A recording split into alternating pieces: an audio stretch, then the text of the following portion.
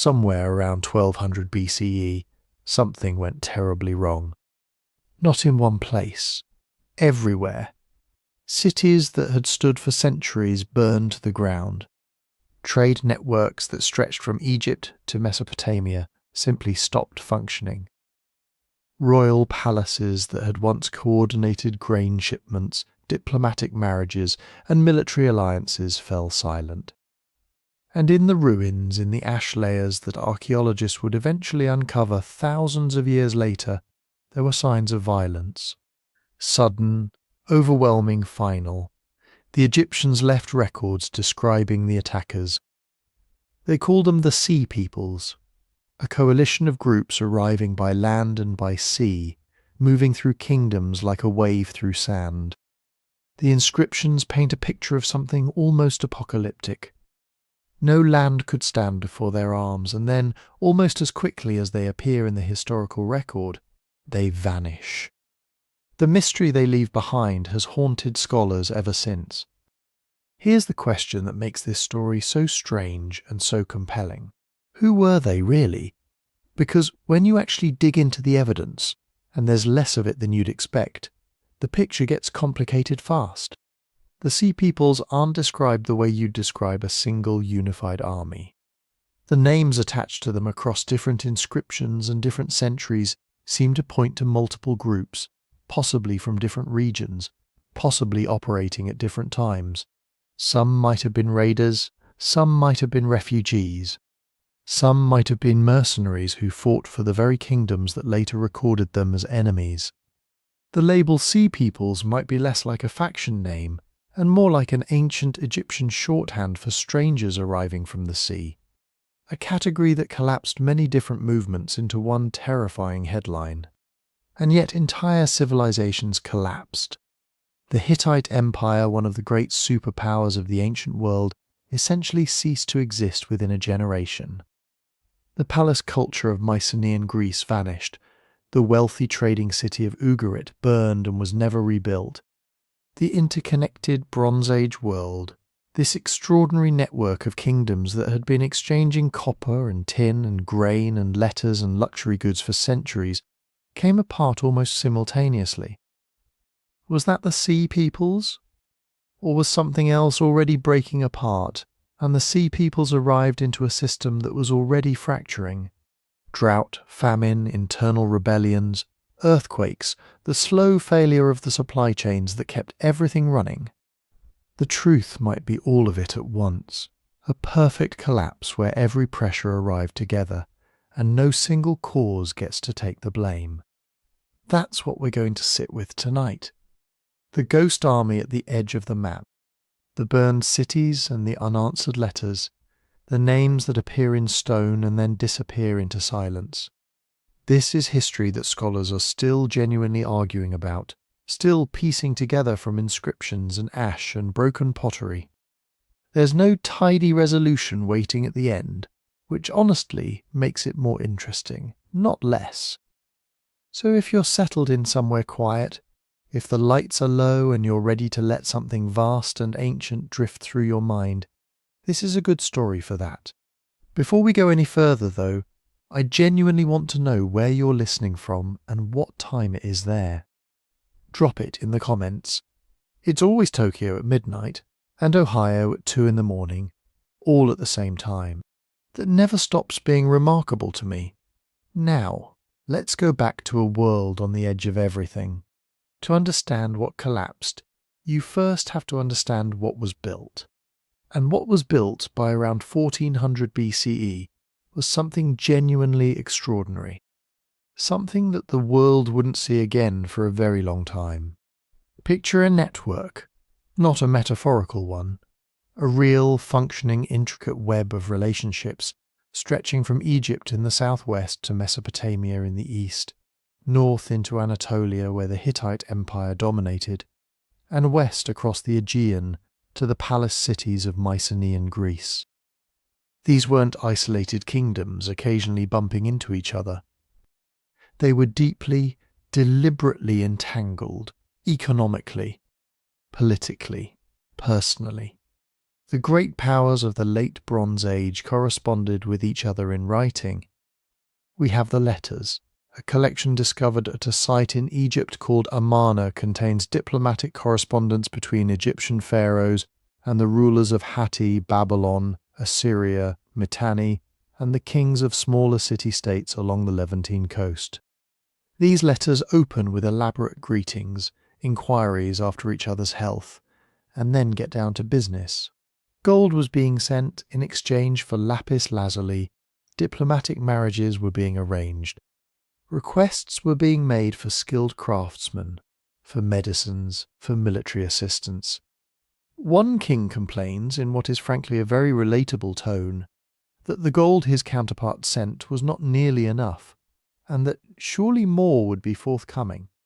This was a world of sophisticated statecraft, of rulers who understood that relationships maintained through exchange were more stable than relationships maintained through threat alone. The trade routes that ran through this world were its circulatory system. Copper came primarily from Cyprus, an island sitting at the intersection of several major sea lanes, so important that the very word copper may derive from the Greek name for it. Tin, which you needed to mix with copper to make bronze, came from much further away, possibly from Afghanistan or from mines in Europe, travelling overland through multiple hands before reaching the smiths who needed it. Grain moved from Egypt outward. Timber moved from the forests of Lebanon. Luxury goods, ivory glass, dyed textiles, gold vessels moved in all directions, carried on merchant ships whose cargo manifests, when we find them, read like the inventory of a sophisticated international market. The cities that anchored this network were, by the standards of their time, extraordinarily wealthy and specialized. Ugarit, on the coast of what is now northern Syria, was a trading hub of remarkable sophistication.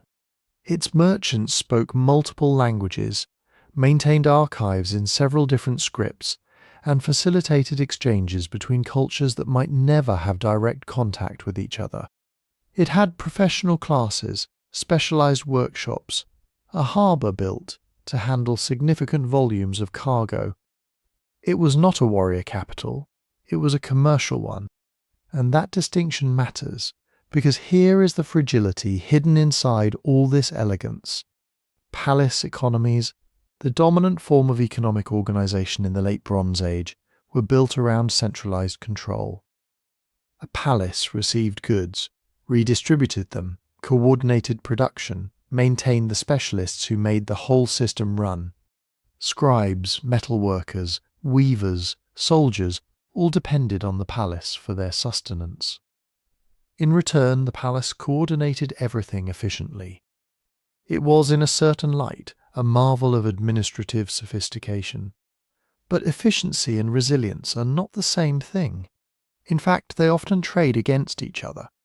A highly efficient system is one where everything is precisely calibrated, where there is little redundancy, where each part depends on every other part functioning correctly.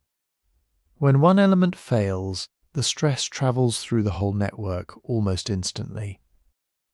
The Bronze Age world had optimized itself into a kind of beautiful brittleness. Tin had to arrive from one direction, copper from another, grain from a third, for smiths in a fourth location, to produce the weapons that soldiers in a fifth location needed to protect the ports where the ships arrived carrying the tin. Pull any thread, and the whole arrangement begins to tremble. Now, the collapse we're following didn't happen like a lightning strike, a single moment when everything fell simultaneously. That's worth being clear about right now, because the story is sometimes told that way, and it flattens something important. What happened was more like a cascade. Different regions failed at different times, for overlapping but not always identical reasons. Some places burned earlier. Some lasted a generation longer. Some transformed rather than collapsed entirely. The timeline we're working with runs roughly from around 1250 BCE, when the first serious strains begin appearing in the records, to around 1150 BCE, by which point the world that had existed before is genuinely unrecognizable. This brings us to the phrase that gives this whole story its name, the Sea Peoples. It's worth pausing on what that term actually means, and doesn't mean before we go any further. The Egyptians didn't use it as a single label for a unified group. What appears in the ancient sources are names: Sherden, Shekelesh, Peleset, Denyen, Weshesh, and others, sometimes listed together, sometimes appearing separately across different inscriptions from different reigns. The term Sea Peoples is a modern scholarly construction, coined in the 19th century to group together these various names that appeared in Egyptian records in connection with migration and conflict.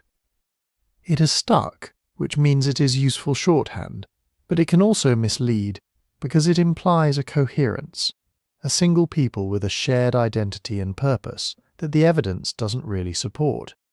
What the evidence does support is that in the late 13th and early 12th centuries BCE, large movements of people were happening across the eastern Mediterranean. Some of those people were hostile, some were probably refugees. Some may have been both at different points in their lives. The regions we'll follow through this story include Egypt, which survived and left records; the Hittite Empire in Anatolia, which did not; the Levantine city-states, especially Ugarit, Cyprus, and the Mycenaean world in Greece. Each of these places will tell a different version of the same story, and each version will complicate the one before it in ways that honestly make the whole picture richer and stranger than any simple explanation could. The world was extraordinarily connected, and that connection was also its deepest vulnerability.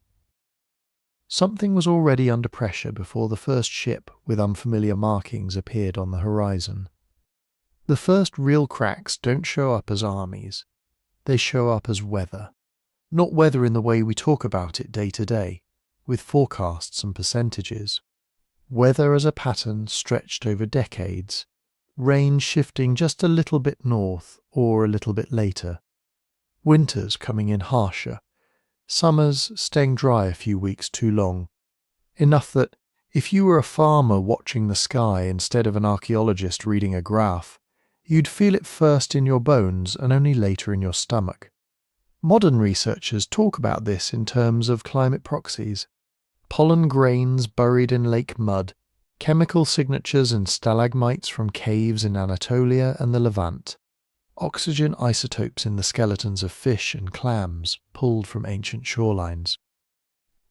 When you line up all these quiet little data points, a picture starts to emerge, somewhere around the late 13th and early 12th centuries BCE. Rainfall patterns around the eastern Mediterranean shifted. Not everywhere equally, not all at once, but enough that some regions seem to have experienced prolonged droughts, or at least a series of very bad years stacked too close together. Lakes contracted, forests retreated, dry adapted plants became more common in the record. The climate, in other words, tilted. How big that tilt was is where the debate begins. Some scholars see a strong, sustained drying trend and argue for what they sometimes call a mega-drought, affecting much of the eastern Mediterranean. Others look at the same data and say, careful, this is noisy, regional, and the timing isn't perfect. A cave record in one area might show stress a few decades earlier than a lake core somewhere else. Some places even show stability or wetter conditions right when others are suffering. And that matters, because we're trying to understand not weather, but consequences. Fortunately, the ancient bureaucrats left us something more immediately legible than pollen. They left complaint letters in archives from places like Ugarit, from Hatti, even from Egypt. We start to hear the same mournful chorus. There is no grain. Or if there is, it isn't where it should be. We have letters from Syrian and Anatolian cities begging for shipments of food. Not luxuries, not gold, staples.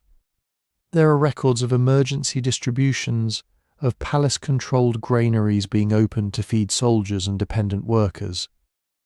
There are notes from merchants explaining that they cannot fulfill obligations because famine has emptied their storehouses and because caravans are being attacked on the road. In one letter from Ugarit, a ruler pleads for grain from a neighbouring king and emphasises that hunger is severe, that the people of the land are dying. In Egypt, inscriptions boast of the king feeding his people in times of scarcity, a boast that only makes sense if famine is a lived memory. Hittite documents refer to sending envoys far afield just to secure grain, as if the heartland itself is no longer reliable. These aren't poetic laments about the capriciousness of the gods. They're administrative problems, missing shipments, unmet quotas, hungry workers, and hungry workers are dangerous. Because once you have scarcity, a whole series of other pressures start to unfold, one on top of the other. Think of it as a social cascade that mirrors the environmental one. If rainfall fails for a few years in a row, harvests shrink. Maybe the palace steps in, drawing down stored reserves. Maybe it can manage that once, twice, 3 times. But those reserves are not infinite. They were never designed for decade-long stress. When they run low, the palace has options, but none of them are good. It can raise taxes in kind, demanding a higher share of whatever grain exists. That means peasant households have less margin for survival. It can cut rations to specialists, to soldiers, to craftsmen. That undermines the loyalty of the very people who keep the machine running. It can try to import food from elsewhere, but in a world where every neighbouring kingdom is facing its own bad years, there may not be extra to buy. At that point, people start to move. Some migrations are orderly. Whole villages may be resettled to regions with better water. Vassals may be pressured to accept refugees. Others are not orderly at all. Displaced people drift toward cities, toward trade routes, toward borderlands. They become camp followers, mercenaries, bandits or supplicants, depending on who they meet first and what the state can offer. If you're a local chieftain whose lands have been hammered by drought, watching your herds die and your fields fail, raiding suddenly looks a lot less like a crime and a lot more like a survival strategy. There are ships sailing by loaded with grain and luxury goods. There are caravan routes crossing marginal land. There are neighbours who are just as desperate as you, but maybe a little less well defended. This is how environmental stress turns into incentive. Drought does not make people violent. Scarcity creates motives, and political structures determine whether those motives are channeled into cooperation, migration, or conflict. In some texts from this period, we see attempts at cooperation, agreements to send grain, to share resources, to stabilize borders. In others, we see the cracks, border raids, rebellions, local governors turning against their distant overlords. The question modern scholars wrestle with is how directly do we link these things? On one end of the spectrum are climate determinists, who look at the data and say, this is simple. Climate changed, agriculture faltered, famine followed, societies weakened, and then came collapse and migration. Drought is the prime mover, everything else, including the sea peoples, is just aftermath. On the other end are skeptics who point out that human societies have coped with climatic ups and downs many times without total collapse. They emphasize political fragility, over-centralization, internal conflict, and bad decision-making. To them, climate is a background condition, not a script. Correlation between dry periods and unrest does not automatically prove that drought caused the collapse. It may just have made it more likely that existing tensions boiled over. The truth is probably somewhere between those poles, which is unsatisfying if you like single causes, but much more realistic for how complex systems fail. What becomes increasingly clear, though, is that by the late 13th century BCE, many parts of the eastern Mediterranean were not dealing with just one problem at a time. They were dealing with several. Drought and poor harvests strained the palace economies. Famine weakened populations and forced hard choices. Migration pressure grew on frontiers and along coasts. Raiding became more common, whether by land-based bandits, disaffected soldiers, or seaborne groups testing the defences of wealthy ports. At the same time, there are hints of internal political turmoil, succession disputes, vassals neglecting obligations, provincial governors acting on their own. Each of these stresses might have been survivable in isolation. A resilient, redundant system could bend under one and spring back. But this world, for all its sophistication, was not built for redundancy. It was tuned for maximum efficiency and maximum interdependence. So when harvests faltered and refugees began to move, and raiders found that coastal warehouses were worth attacking, and local elites saw opportunities in the chaos, the problems did not just add up. They amplified each other. Drought turned into famine. Famine turned into unrest. Unrest turned into violence on land and at sea. And somewhere in that swirl of moving people and collapsing guarantees, later Egyptian scribes would start to write down unfamiliar names. Names that modern scholars would group together, centuries later, under a single haunting label. But before we get to those, we need to ask a more basic question. How do we even know what happened? And what vanished without a trace? To answer that, we have to look at what the Late Bronze Age actually left us. Not a camera crew, not a neutral narrator, just fragments. For the story of the sea, peoples, and the wider collapse, most of those fragments fall into four broad piles. The first is the loudest: royal inscriptions and temple reliefs, especially from Egypt. This is where you meet them by name. Ramesses III at Medinet Habu, boasting that he has crushed invaders from the midst of the sea, lists of strange ethnonyms. Carved lines of ships and feathered helmets and chariots overturned in panic. Earlier, under Merneptah, we get shorter references, hints that something new and troubling is appearing on Egypt's western and northern horizons. These are our cinematic moments, the lines that end up in documentaries and textbooks. But they come with strings attached. Royal inscriptions are not diaries.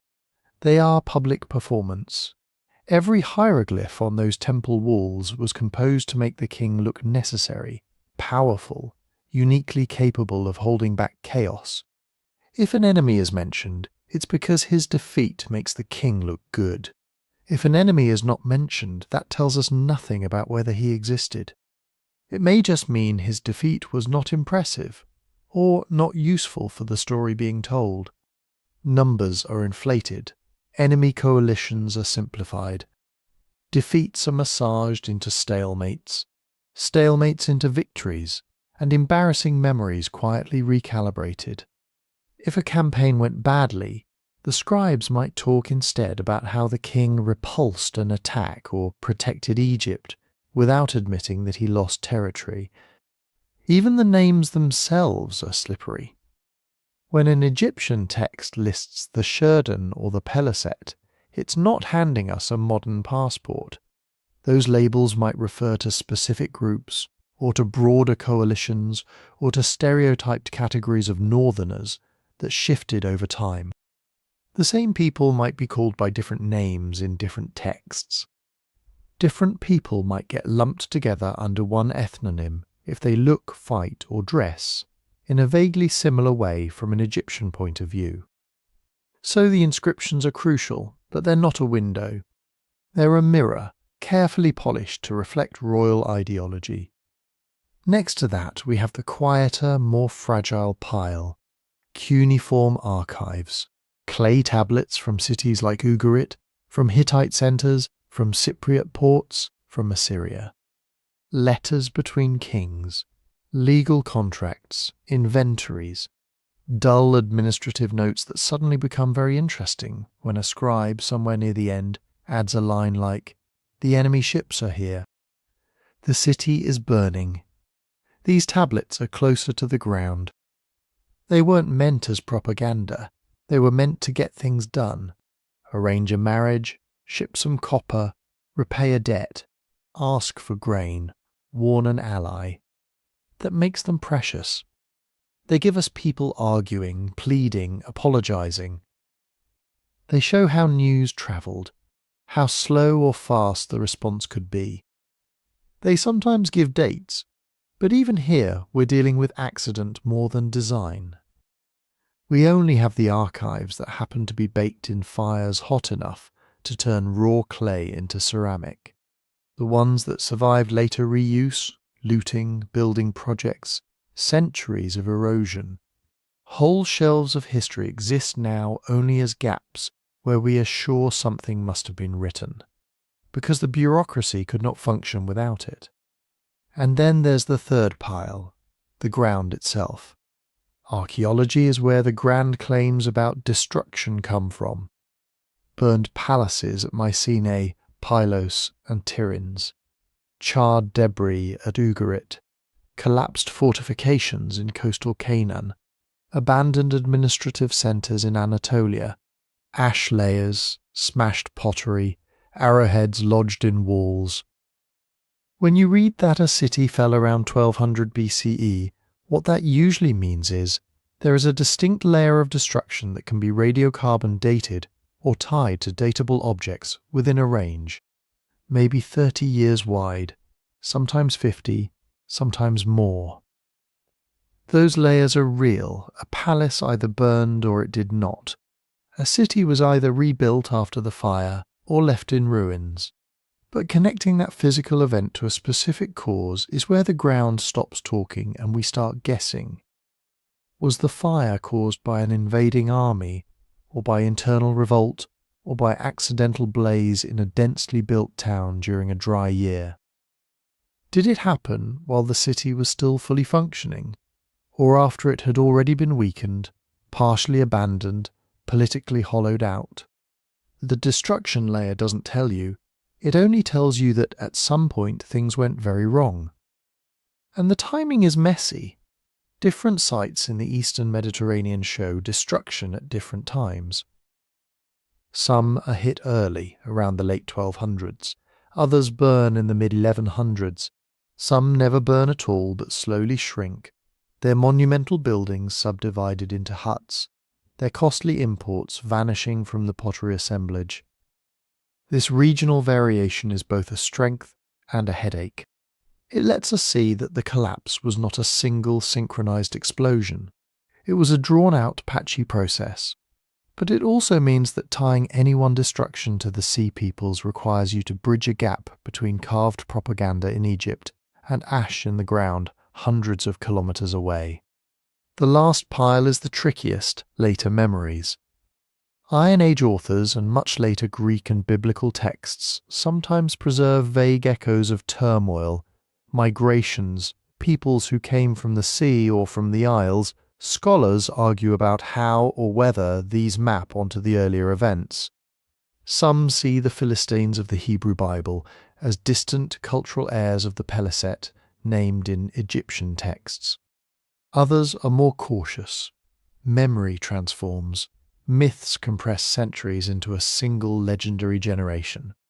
Victims and villains change places. So we have 4 kinds of evidence, each powerful, each flawed.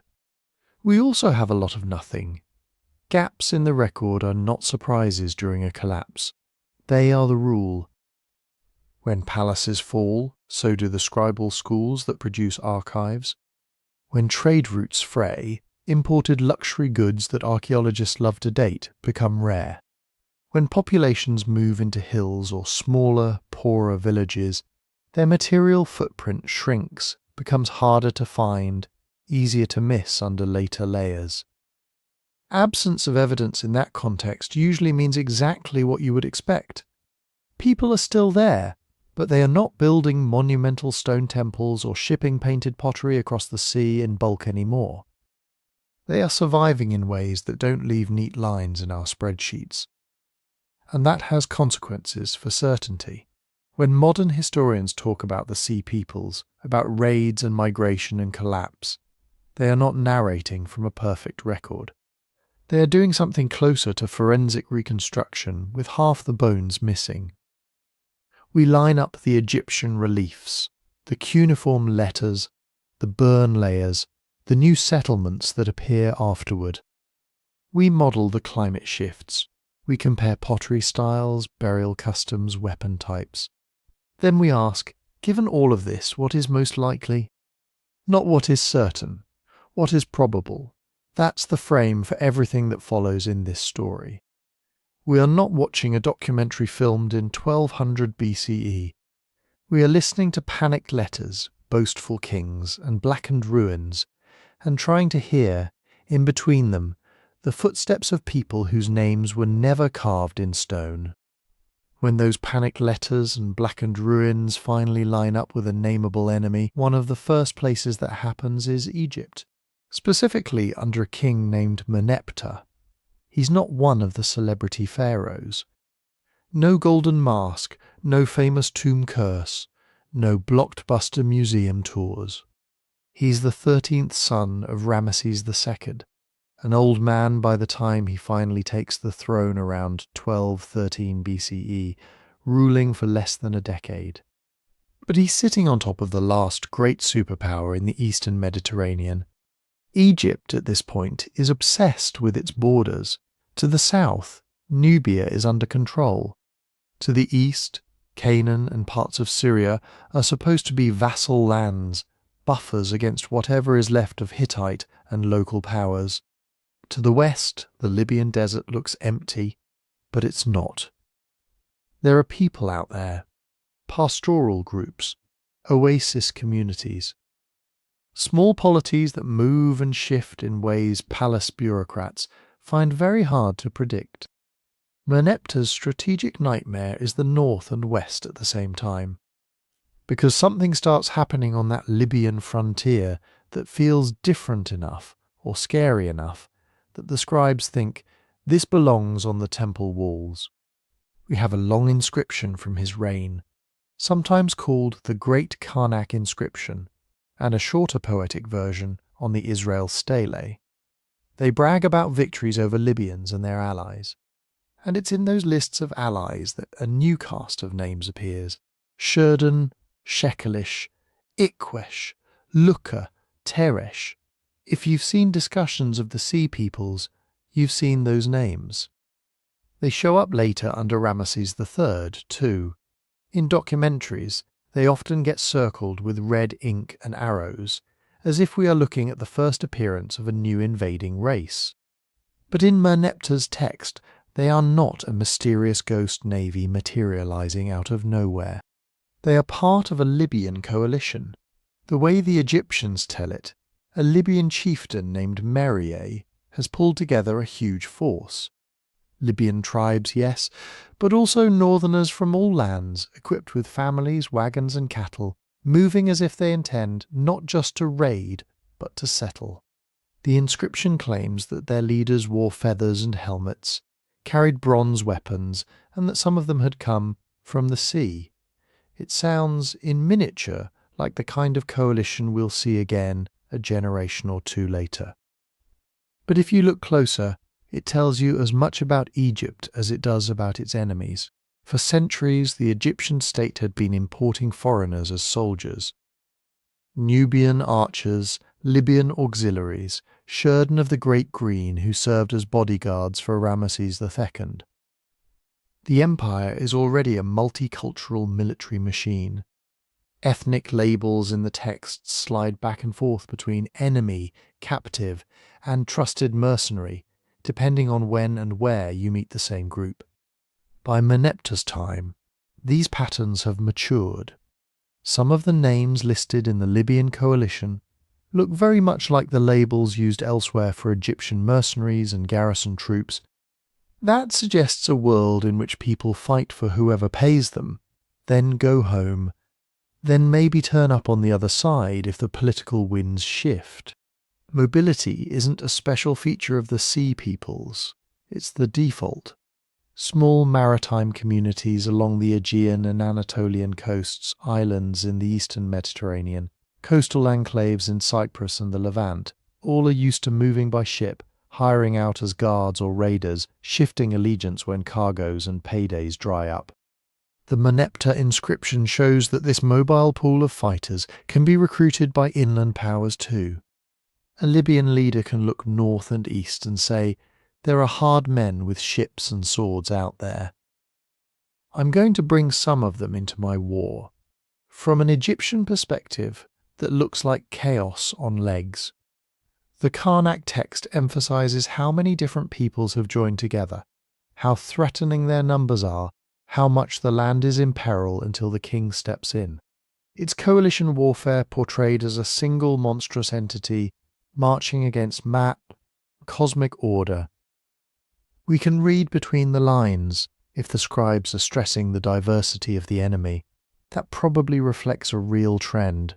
Warbands stitched together from different regions, maybe even speaking different languages on the same campaign, bound by leaders and loot rather than by an old-fashioned single ethnicity tribe.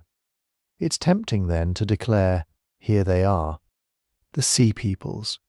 First act, and some scholars more or less do that. They see Merneptah's battle as an early phase of the same phenomenon that will swamp the eastern Mediterranean a few decades later. Same names, same general direction of movement, same Egyptian language about northerners and those who came from the sea. Others are more cautious. The Libyan war may sit in a different box entirely. In this view, we're looking at a western frontier issue, long-term pressure from Libyan groups pushing toward the Nile Valley, who happen this time to have hired foreign muscle from the Aegean and Anatolia. That's coalition warfare, yes, but not a grand migration of whole peoples by sea. More like opportunistic mercenaries attached to a local conflict. There's also the uncomfortable problem of how Egyptians used names. When the same ethnonym appears in texts separated by 30 or 40 years, it doesn't guarantee we're dealing with the same social reality. Sherden in Merneptah's inscription could refer to seasoned veterans whose fathers fought for Ramesses II. Sherden in Ramesses III's reliefs might be the grandchildren of those men, or completely different groups who wear similar gear, or just a generic label for those scary northern spearmen. So historians argue, is Merneptah's Libyan war an opening flare of the wider Sea Peoples crisis? A separate but related symptom of a Mediterranean world already under strain? Or simply what it says it is, an Egyptian king boasting about beating back a dangerous but localized invasion? What almost everyone agrees on is this: his inscription is one of the first places where we can see the pattern. Multiple named groups, maritime connections, families on the move. Fighting not as isolated raiders, but as part of mixed coalitions that are willing to take big risks for a shot at fertile land and rich plunder. And crucially, we see it because Egypt is still writing. While archives in places like Hatti and Ugarit are about to go silent, Egyptian temples keep accumulating carved accounts of enemies, victories, tributes.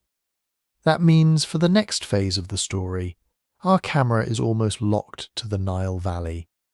We glimpse the wider collapse in flashes when it splashes up against this one literate monument-building state. The fires are spreading across the map, but for a little while longer the hieroglyphs keep burning bright. While Egypt is still talking, one of its great partners simply stops. To the north, on the Anatolian plateau, there had been another superpower for centuries. The Hittite Empire, which called itself the land of Hatti. If the Bronze Age world was a web, Hatti was one of the main knots in the string. From their capital at Hattusa, high in the hills of central Anatolia, the Hittite kings controlled a landscape of mountains, river valleys, and crucial passes. They sat astride the land routes between the Aegean and northern Syria, between the Black Sea and Mesopotamia. Metals, timber, horses, grain, textiles, if it moved overland through Anatolia. Hittite kings noticed. They were not newcomers either. By the 14th and 13th centuries BCE, Hatti was a serious imperial machine. Bureaucrats wrote in cuneiform on clay tablets. Scribes copied international treaties in Akkadian, the diplomatic language of the day. Kings with names like Suppiluliuma, Mursili, and Hattusili corresponded as equals with the pharaohs of Egypt, the kings of Babylon, the rulers of Assyria. They fought Egypt to a standstill at the famous Battle of Kadesh.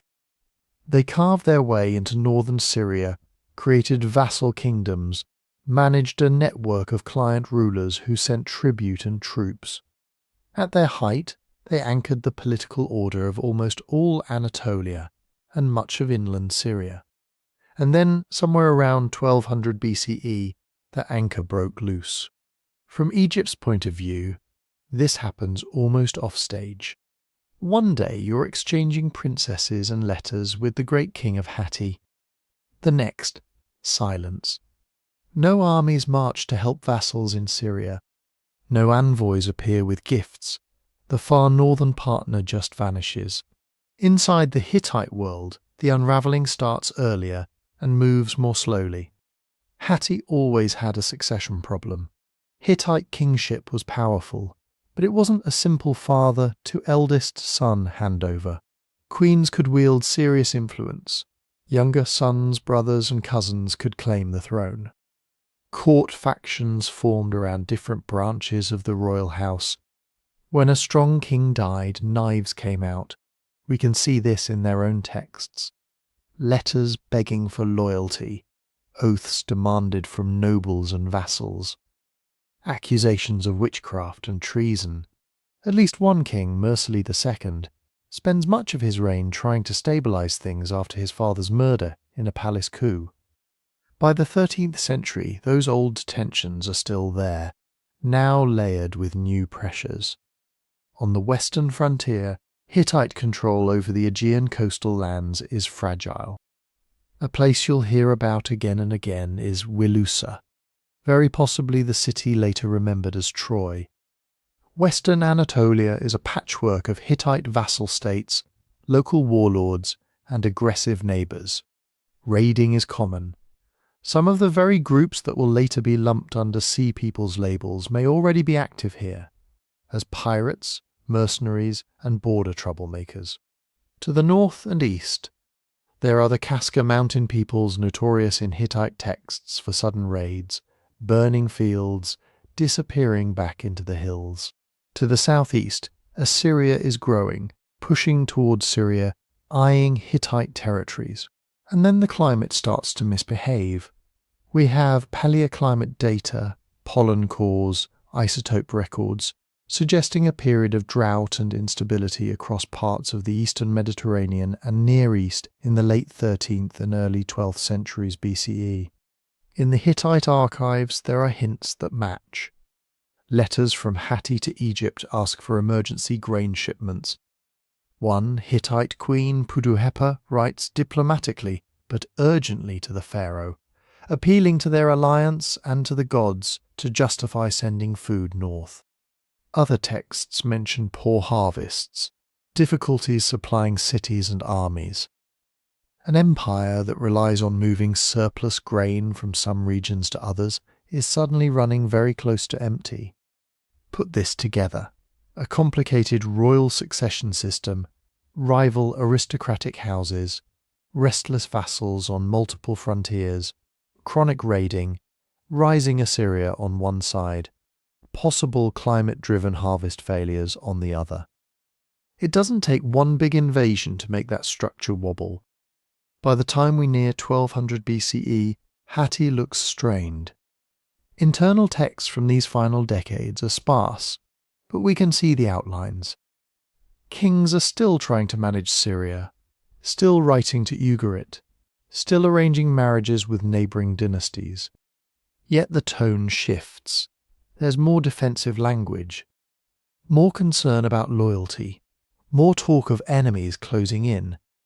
Then, at some point in the early 12th century, the capital Hattusa is abandoned and destroyed.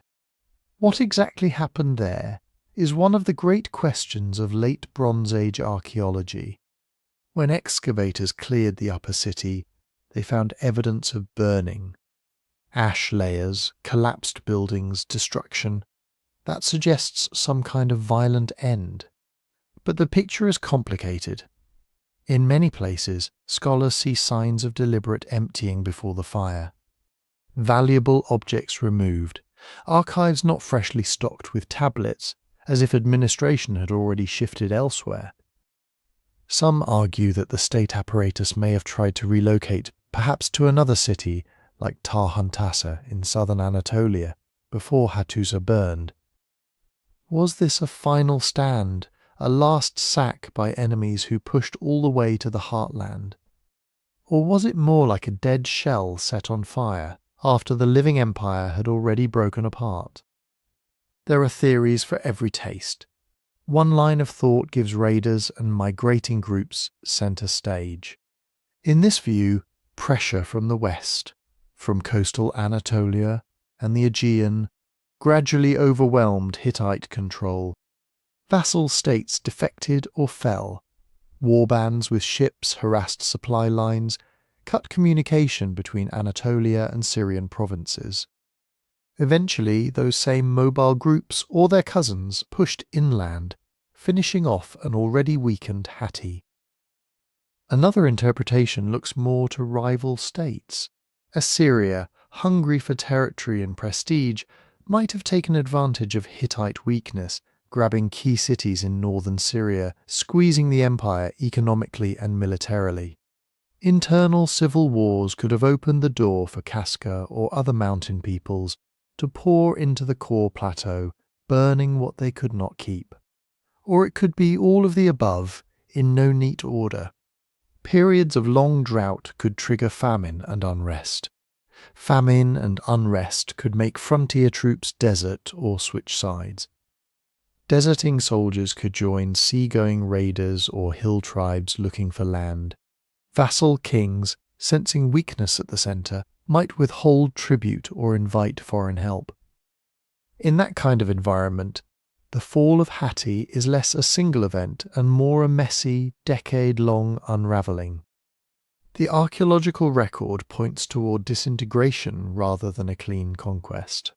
After Hattusa's destruction, the central bureaucracy never really reappears.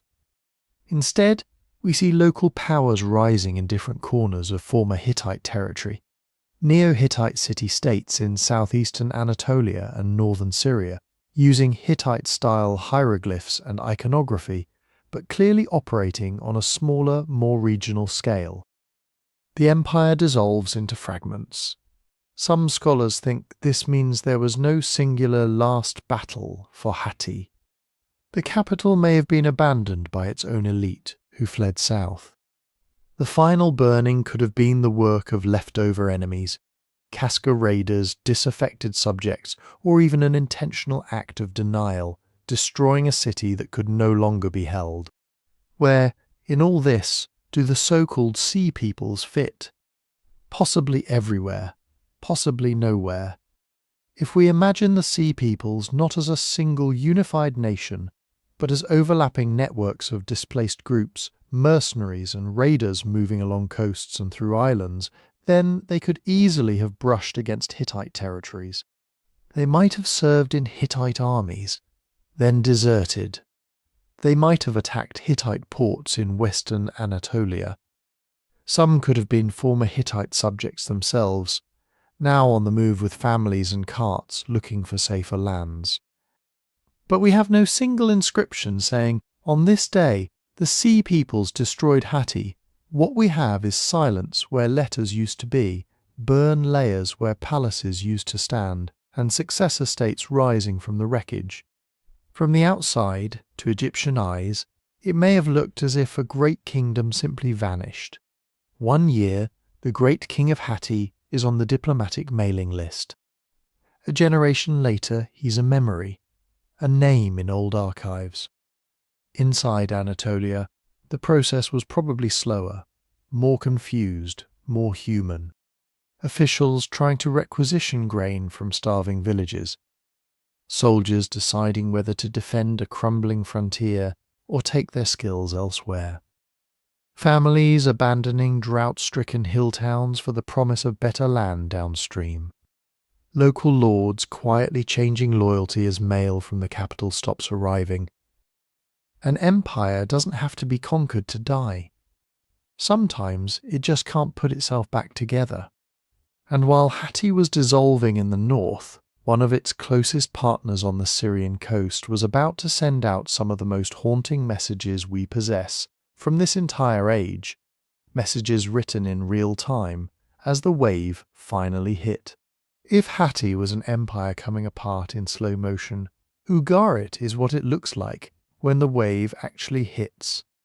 On the northern Syrian coast, tucked between mountains and sea, Ugarit was not some sleepy backwater. It was one of the great hubs of the late Bronze Age system. Its harbour opened onto the eastern Mediterranean. Its roads connected inland to Hittite territory and further south toward Canaan and Egypt. In its markets, Cypriot copper ingots sat next to Syrian textiles, Egyptian scarabs, Mycenaean pottery, and tin that had crossed half of Asia to get there. This was a city that lived on connection. Merchants wrote contracts in multiple languages. Scribes trained in cuneiform copied diplomatic letters in Akkadian for correspondence with Hatti, Egypt, and Cyprus. At the same time, locals developed their own alphabetic script for everyday use, one of the earliest alphabets in history, scratched into clay. And then one night, or maybe over a few terrifying days, everything stopped. When archaeologists dug into Ugarit, they found something rare: archives frozen mid-crisis. Tablets fired not in a careful kiln, but in the accidental furnace of the city's destruction. Letters still sat on shelves. Some lay smashed on the floors of palaces and houses, buried under charred beams and collapsed walls. A few were still stuffed in their clay envelopes, never opened by the person they were meant to reach. Among those tablets are some of the most haunting texts of the entire late Bronze Age. One letter, probably from the king of a nearby city, possibly Al-Ashir, the kingdom often identified with Cyprus, reads like a message from someone already in the storm. Enemy ships are here. They have set fire to my cities and done evil things in my land. Does not my father know this? All my troops and chariots are in the land of Hatti, and my ships are in the land of Luca. Thus the country is abandoned to itself. May my father know it. The 7 ships of the enemy that came here have done great damage. It's easy to miss how much is packed into those few lines. Enemy ships are here. Whoever they are, they come by sea in small squadrons that can appear suddenly along the coast.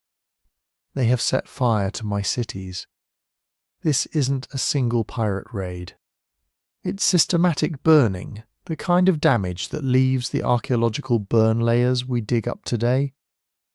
All my troops and chariots are in the land of Hatti, and my ships are in the land of Luca. The king's forces are committed elsewhere, inland, helping the Hittites, and off to the west, in the troublesome coastal region the Hittites call Luca. In other words, when the attack comes home, the cupboard is bare. Ugarit itself sends out equally desperate messages.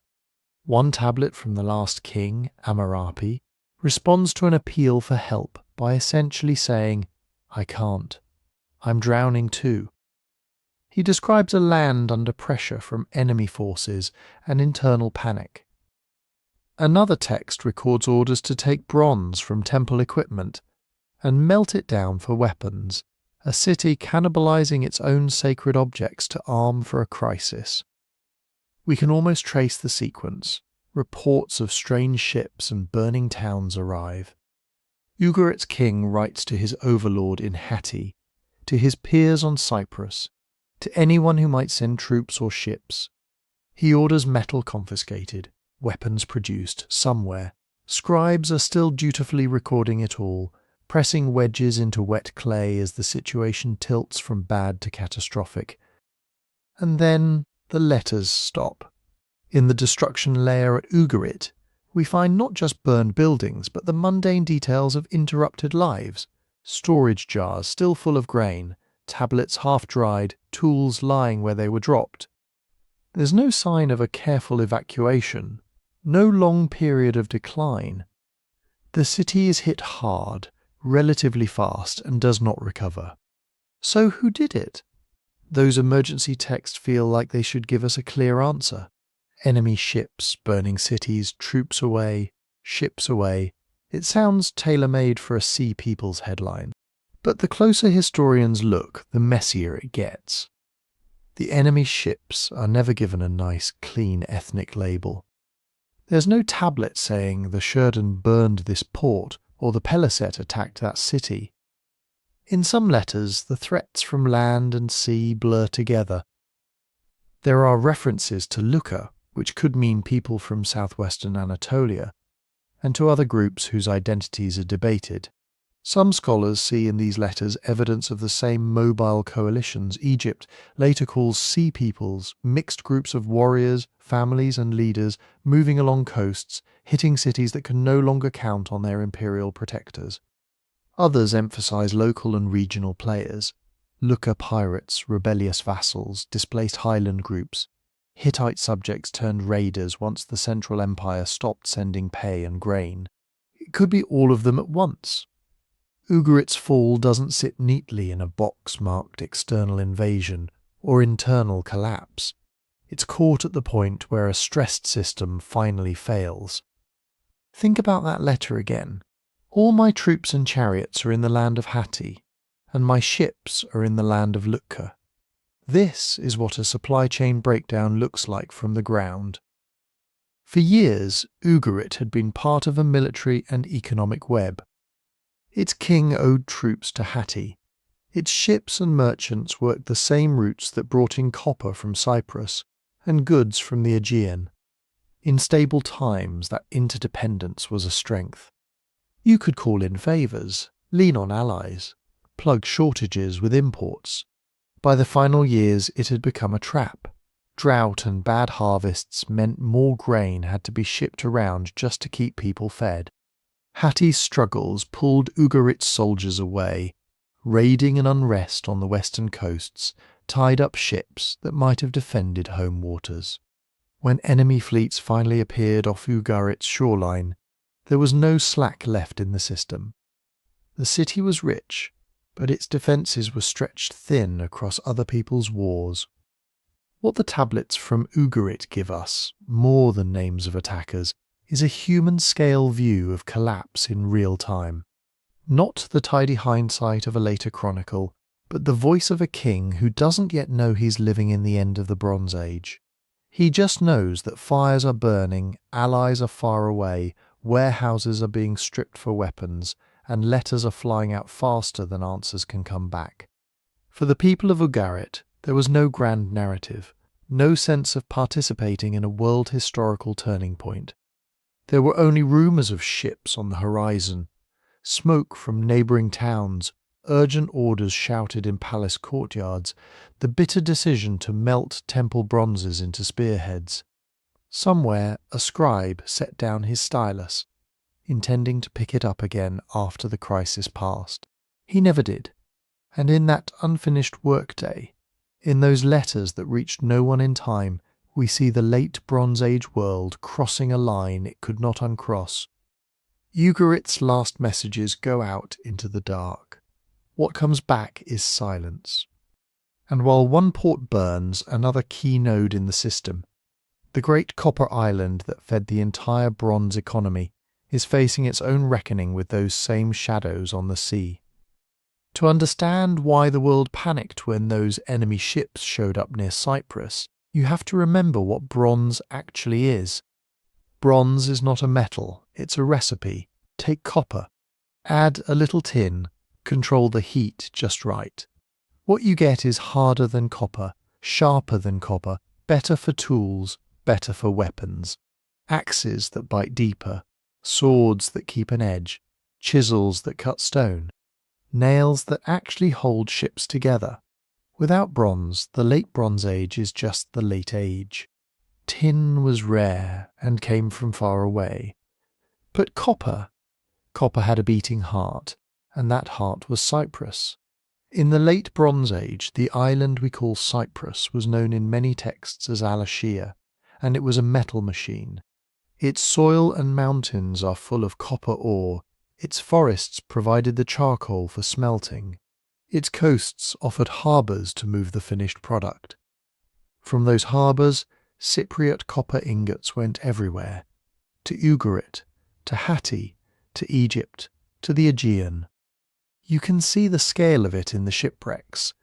The Uluburun wreck off the Turkish coast went down in the 14th century BCE carrying a cargo that looks like a miniature late Bronze Age world, jars of resin, luxury goods, raw glass, ivory, and stacked like loaves of bread, copper ingots in the distinctive oxhide shape we associate with Cyprus. If the world's bronze weapons and tools were the muscles and bones of this system, Cyprus was the marrow. Now imagine what happens if someone starts hitting that island. Archaeology tells us that Cyprus in the late 13th and early 12th centuries BCE was not having a peaceful time. Across multiple sites on the island, we see what archaeologists call destruction horizons, burn layers and debris that mark episodes of violent disruption. At Enkami on the east coast, a major centre for copper production and trade, the city goes through repeated destruction and rebuilding. Houses collapse under fire, workshops are smashed. At Kitchen on the south coast, we see violent destruction, followed by new building phases that look different. New pottery styles, new architectural patterns, hints that new people or new social arrangements are taking over old spaces. Some sites are abandoned outright, others shrink, contract behind new fortification walls. Population seems to pull away from exposed coastal settlements and concentrate in more defensible inland or hilltop locations. Trade goods from abroad, which had once flowed in a steady stream, become patchier, then scarcer. It doesn't look like a single clean conquest. It looks like a storm that doesn't quite stop. So what's going on? Scholars argue about the script. One possibility is classic piracy. Small mobile groups in ships, hitting coastal towns, seizing metal and goods, and then vanishing. Cyprus was rich and vulnerable, dotted with ports full of exactly the kind of loot raiders wanted: copper ingots, finished bronze, and the surplus agricultural produce that fed the workers who made them. Another possibility is outright invasion, a large influx of new populations arriving by sea, some of the very groups we later see in Egyptian inscriptions under the Sea People's names. In this version, Cyprus is not just being robbed, parts of it are being resettled. Destruction is followed by new communities, new burial customs, new material culture. A third line of thought points inward.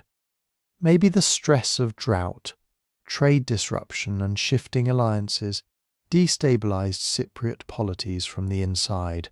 Local elites who controlled copper production and exports might have faced revolts from rival factions or from populations no longer willing to bear the costs of feeding foreign trade partners and distant kings. In that case, outside raiders might be just one piece of a larger picture of civil conflict, and it may not be a matter of choosing one theory. Piracy, migration, and internal unrest can feed each other. A coastal town weakened by loss of foreign markets cuts corners on defence. That makes it an easier target for raiders, whose attacks further strip resources and weaken central authority. Displaced people from burned towns flee inland, putting pressure on communities there. New alliances form, some of them welcoming newcomers with seafaring skills, others turning to violence. Over a few generations, what started as sporadic raiding has reshaped the entire island. However we interpret the causes, the effect is clear. The steady, predictable flow of Cypriot copper was not so steady anymore. For kingdoms on the mainland, this wasn't just a minor inconvenience. It was a strategic crisis, Fewer copper ingots arriving in harbours meant fewer bronze weapons being cast in palace foundries. Chariot armies which depended on bronze fittings, bronze-tipped spears, and bronze tools for maintaining wheels and harnesses became harder to equip. Repairing ploughs and sickles became more expensive. Workshops that turned raw copper into finished goods suddenly had to compete for scraps. And because the late Bronze Age system was so tightly interlocked, these shortages rippled outward. A palace that couldn't get enough copper might divert what it had from tools to weapons, undercutting agriculture and construction to maintain its army. That could mean smaller harvests, more dependence on imported grain, and more pressure on already strained trade routes. Or it might hoard metal for ritual and display, letting its military edge dull and becoming vulnerable to exactly the kinds of raids that had started the trouble. On top of that, Cyprus itself was a hub of maritime mobility. Its harbours were stepping stones between Anatolia, Syria, Canaan, and the Aegean. Ships bound from Mycenaean Greece to the Levant often stopped there. Crews met, traded news, shared rumours in calmer centuries. This made Cyprus a conduit for commerce and culture. In the crisis years, it made it a crossroads for something else. Mobile groups looking for opportunity in a collapsing order. Some of the very people attacking its coasts may have been former trading partners, former mercenaries or displaced sailors whose employers had stopped paying them. Others may have used Cyprus as a launching pad, a place to refit, recruit, and then strike at richer targets on the mainland. So when we read that letter from Alaschia to Ugarit, with its 7 enemy ships and burning towns, we're not just hearing a local problem. We're listening to a pressure point in the entire late Bronze Age economy give way. A copper island under attack meant a bronze world running low on metal and high on fear.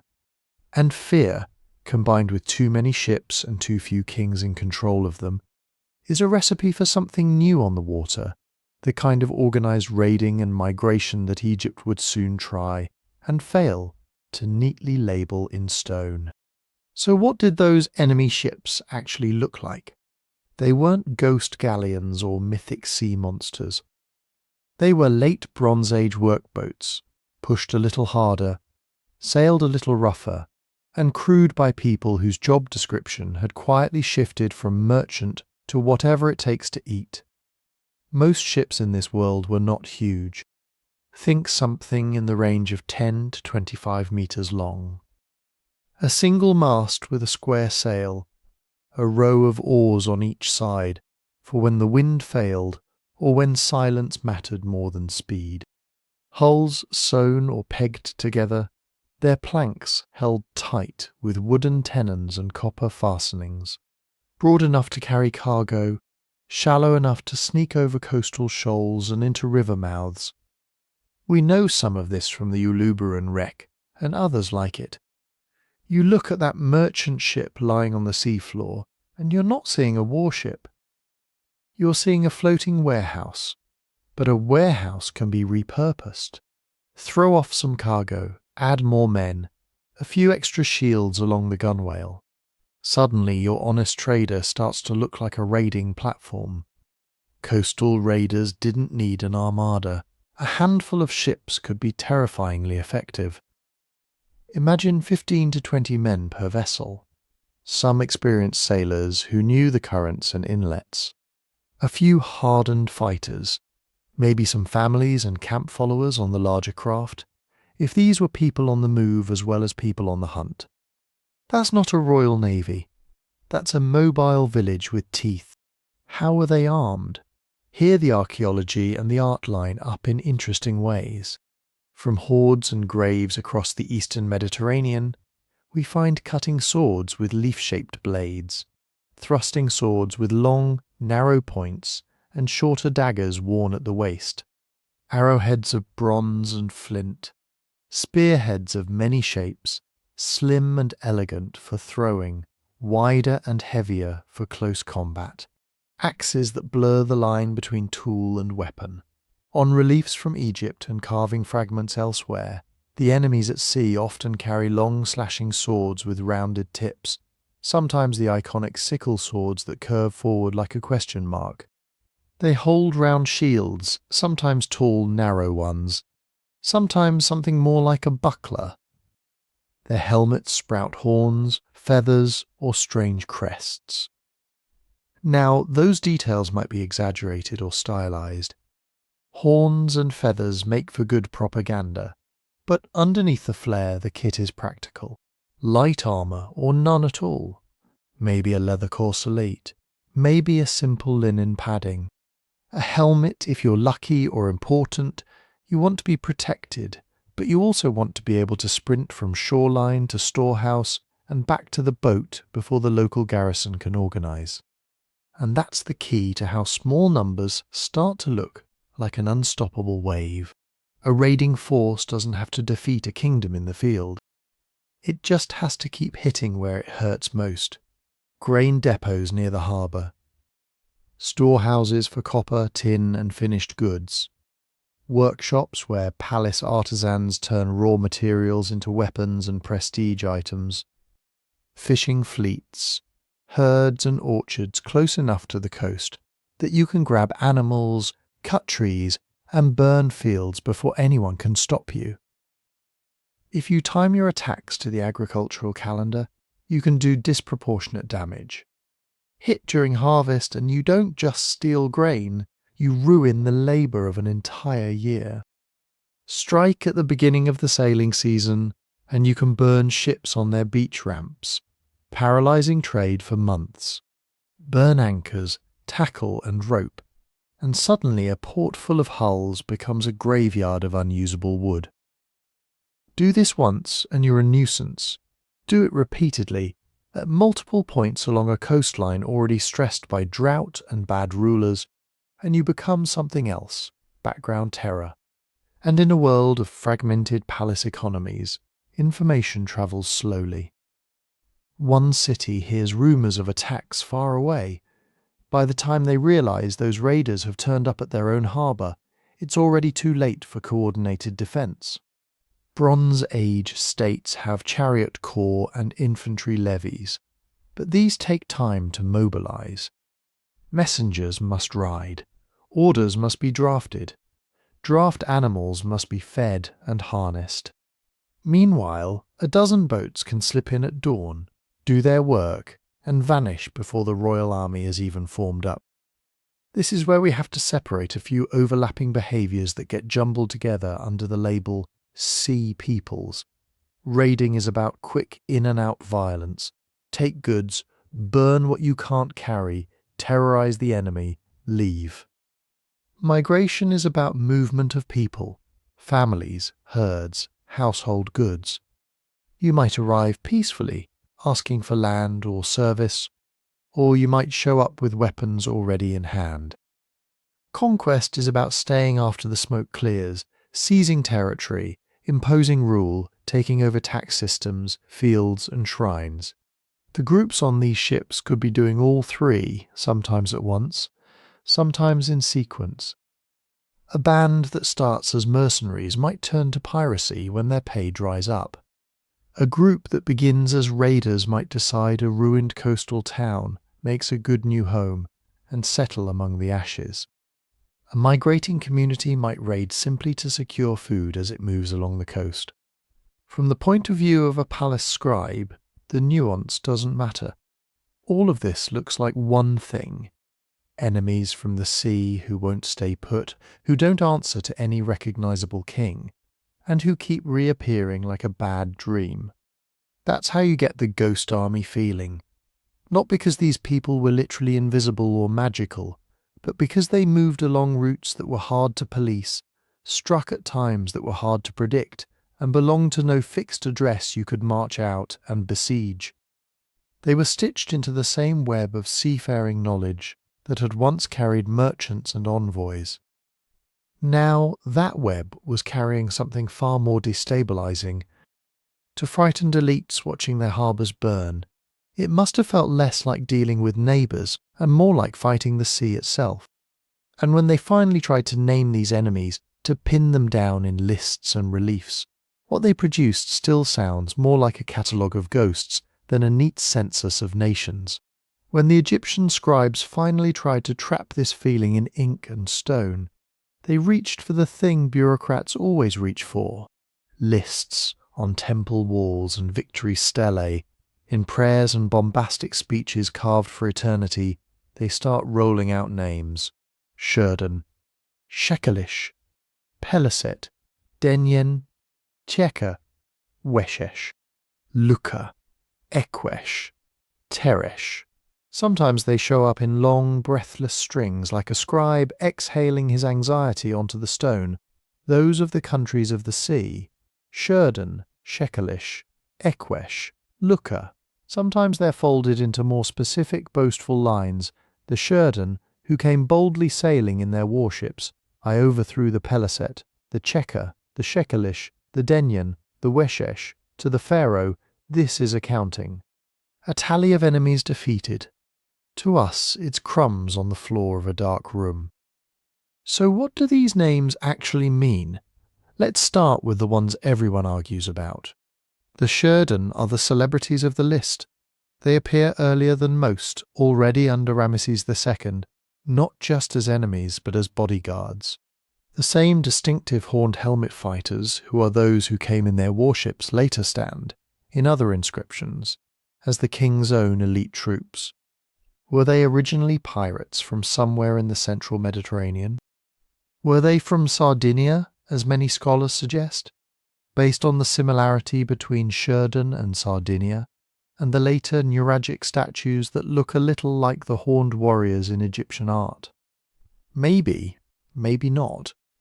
The resemblance is tempting, but we are leaning over a 3,000-year gap, trying to read a word written in someone else's alphabet, filtered through someone else's accent. Next come the Shekelesh. Their name has been linked to Sicily. Shekelesh, Sequels. The fit seems almost too neat. Did a group from that island or from somewhere nearby get swept into these mobile coalitions? Again, it's possible, but the further we push the etymology, the shakier it gets. Languages shift, exonyms, mangle pronunciation. Egyptian scribes wrote foreign sounds using their own consonant system and often ignored vowels altogether. What we see on the wall is at least twice removed from what these people called themselves. The Peleset are probably the most famous because they appear again in a different guise. In Egyptian reliefs of Ramesses III, the Peleset march with women and children in ox carts, looking less like a raiding party and more like a people on the move. Their name is widely connected with the Philistines of the Hebrew Bible and with the later word Palestine, which the Romans apply centuries afterward to the region. There is some traction here. The consonants line up reasonably well. The Philistine cities that rise in the southern Levant after the collapse, Ashkelon, Ashdod, Ekron, Gath, show clear signs of Aegean-style material culture at first, pottery shapes and decorative motifs that feel at home in the world of Mycenaean Greece. So are the Peleset, the Philistines, maybe in a broad sense. But even here, historians are careful. The people living in those cities later on are already mixed, already local. Whatever came in on those ox carts quickly blended with Canaanite landscapes and neighbours. The Denyen might be even trickier. Their name has been linked cautiously to the later Danawi, a poetic word for Greeks in Homer, or to a group called Danuna, or Danunaya, in other Near Eastern texts. Are we seeing echoes of an Aegean group moving east? Or are we just hearing consonants that our brains want to reconcile with more familiar stories? We don't know. We can't be sure. But the possibility that at least some of these names point vaguely toward the Aegean and Western Anatolia keeps hovering in the background. Then there are the Luka. They're easier to anchor. They show up in Hittite texts as troublesome coastal people of southwestern Anatolia, in the region that later becomes Lycia. They raid, they resist imperial control, they sign treaties and break them. By the time Egypt mentions Looker of the Sea, these folks already have a reputation as sailors and problem makers. Others are more ghostly still: Jekka, Ekwesh, Teresh, Weshesh. Scholars have suggested everything from western Anatolia to the central Mediterranean, Sardinia, Crete, the Balkans, even hypothetical lost tribal names. Some of these proposals may be right, others are probably castles in the air. The uncomfortable truth is that each of these names is not a GPS coordinate. It's a snapshot, taken by Egyptians in the middle of a crisis, of how they perceived people who were showing up on their shores and in their battles. We'd love to say, the Sherden are from here, the Shekelesh are from there, the Peleset are definitely these later people. The evidence just won't quite let us. Part of the problem is that identities in this world are fluid.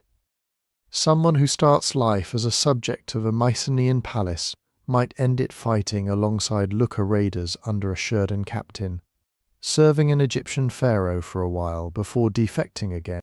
A group labelled Peleset in one inscription might, on the ground, be a coalition of families, hangers-on and allied bands from several homelands.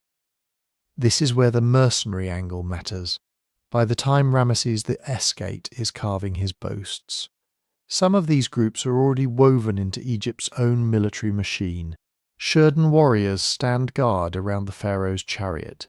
Foreign archers and spearmen appear in Egyptian service long before the big Sea Peoples battles. That means at least some of these Sea Peoples are not permanent outsiders. They're contractors, hired swords, people whose relationship to the state can flip, depending on pay, famine, politics, or promises made and broken. A Sherden who fights for Egypt one decade may fight against Egypt the next, without stopping being Sherden in his own eyes. The label doesn't change, the allegiance does. When Egyptian inscriptions later talk about those of the foreign lands of the sea, or lump several names together as peoples of the sea, we're not looking at a single ethnic bloc, a proto-nation with a capital city somewhere off-screen. We're looking at a category, a way of saying these are people who are not us, not from the Nile, who fight on ships and live at least part of the time, in those blurry spaces along the coasts and islands. Sea peoples as a modern term bundles together the way Egyptian texts list them in clusters. But in reality, each name may mask a shifting network of clans, exiles, pirates, refugees, mercenaries and migrants, some from the Aegean, some from Anatolia, some from the central Mediterranean, some from coastal Syria or Canaan, some already half integrated into the great kingdoms they later attack, some born into raiding traditions, others pushed into them by famine and failing palaces. So when we imagine the Sea Peoples, it's probably safer to picture a crowded harbour tavern than a single royal court. Many languages, many accents, many gods, many grudges. All flying in Egyptian eyes, under one loose banner, strangers from the sea who burned, raided, settled, and sometimes signed on for Egyptian rations until the next turn of the tide. And those tides would rise toward one climactic confrontation, carved in one of the most dramatic sets of reliefs in the ancient world. By the time Ramesses III takes the stage, Egypt is not the unstoppable force its monuments like to pretend. It's still rich, still impressive, still the place where grain ships go when other lands are starving. But the long arm of the pharaoh is shorter than it used to be. Syria is mostly gone. The Hittite Empire, Egypt's great rival, has simply vanished. Vassal states have gone dark. Trade that once poured in along well-worn routes now trickles or detours, or disappears altogether. Inside Egypt, the pressure shows up in places. The king would rather you not look. Grain shortages, worker strikes at Deir el-Medina, complaints about unpaid rations, letters full of nervous hints that the bureaucracy is fraying. Outside Egypt, the storm is at the door. This is the world in which Ramesses III commissions his great stage set at Medinet Habu. Because that is what it is, a temple, yes, but also a gigantic stone press release. It has one job, to say as loudly and permanently as possible, that while everyone else is burning, Egypt is still in control. On the walls, the story is simple and satisfying. A mighty coalition of foreign peoples comes sweeping toward Egypt by land and by sea. They are chaos, dislocation, hunger and war, carved into human shapes and given names the scribes already know how to write: Peleset, Jekka, Sherden, Denyen, Weshesh. Ramesses stands against them like a levee against a flood. The naval battle scene is one of the most famous images in ancient history. Ships clash in a cramped, almost claustrophobic river or coastal channel. Egyptian vessels with high sterns and rows of archers face off against foreign ships with those curled bird-like prows. We've come to associate with sea people's art. Arrows fly in wild, crossing arcs. Enemy ships capsize. Warriors tumble into the water, arms outstretched, helmets and shields spinning away. Egyptian sailors hook enemy vessels with grappling lines, dragging them in close so infantry can finish the job. Below the waterline, little fish nibble at floating bodies. Even the Nile is on Egypt's side. On another panel, the land battle unfolds. Foreign chariots and infantry push against an Egyptian defensive line. Ramesses, in the traditional oversized heroic scale, charges in his chariot, bow drawn, reins tied around his waist so he can shoot with both hands. Behind him march ordered ranks of Egyptian troops, shields interlocked, spears levelled. At the edges of these battle scenes you see the aftermath. Long rows of prisoners, their arms bound, kneeling while scribes count severed hands and severed genitals to tally the dead. Foreign leaders, their distinctive hairstyles and headdresses carefully rendered, brought before the king in chains. And then, in one of the most haunting parts of the whole programme, there are the wagons. Ox carts creak along, piled high with belongings. Behind them, women carry infants. Children cling to their mothers' skirts. Men walk beside them with weapons, but also with the weary posture of people who have been on the road too long. These are not just raiders. This looks like a people on the move. The inscriptions say something like, "The foreign countries made a conspiracy in their islands." All at once the lands were removed and scattered. No land could stand before their arms. From Hatti to Kode, Karchemish, Arzawa, Alashia, they were cut off at one time. A camp was set up in one place in Amuru. They devastated its people and its land as though they never existed. They came onward toward Egypt. If you take all this at face value, you get a very clean narrative. A grand migration of uprooted peoples sweeps through Anatolia and Syria, smashing states as it goes, finally slamming into Egypt where Ramesses III, last hero of the old world, defeats them in a single titanic campaign. But historians don't live on face value. They live in the gaps, the contradictions, the places where the stone story doesn't quite line up with the rest of the archaeological landscape. So what are we actually looking at? One interpretation sees Medinet Habu as a snapshot of a genuine migratory event, a mixed mass of families and fighters, some displaced by drought and collapse, some opportunistic raiders, all heading toward the richest food source left on the map. In this view, Egypt really does face something like an invasion of settlers. The ox carts and women and children are exactly what they look like. Another reading treats the whole thing as a more limited military expedition, maybe even multiple encounters compressed into one glorious victory year. The wagons and families might represent only a fraction of the groups involved, or even a stock artistic shorthand for subdued foreigners, regardless of what actually happened on campaign.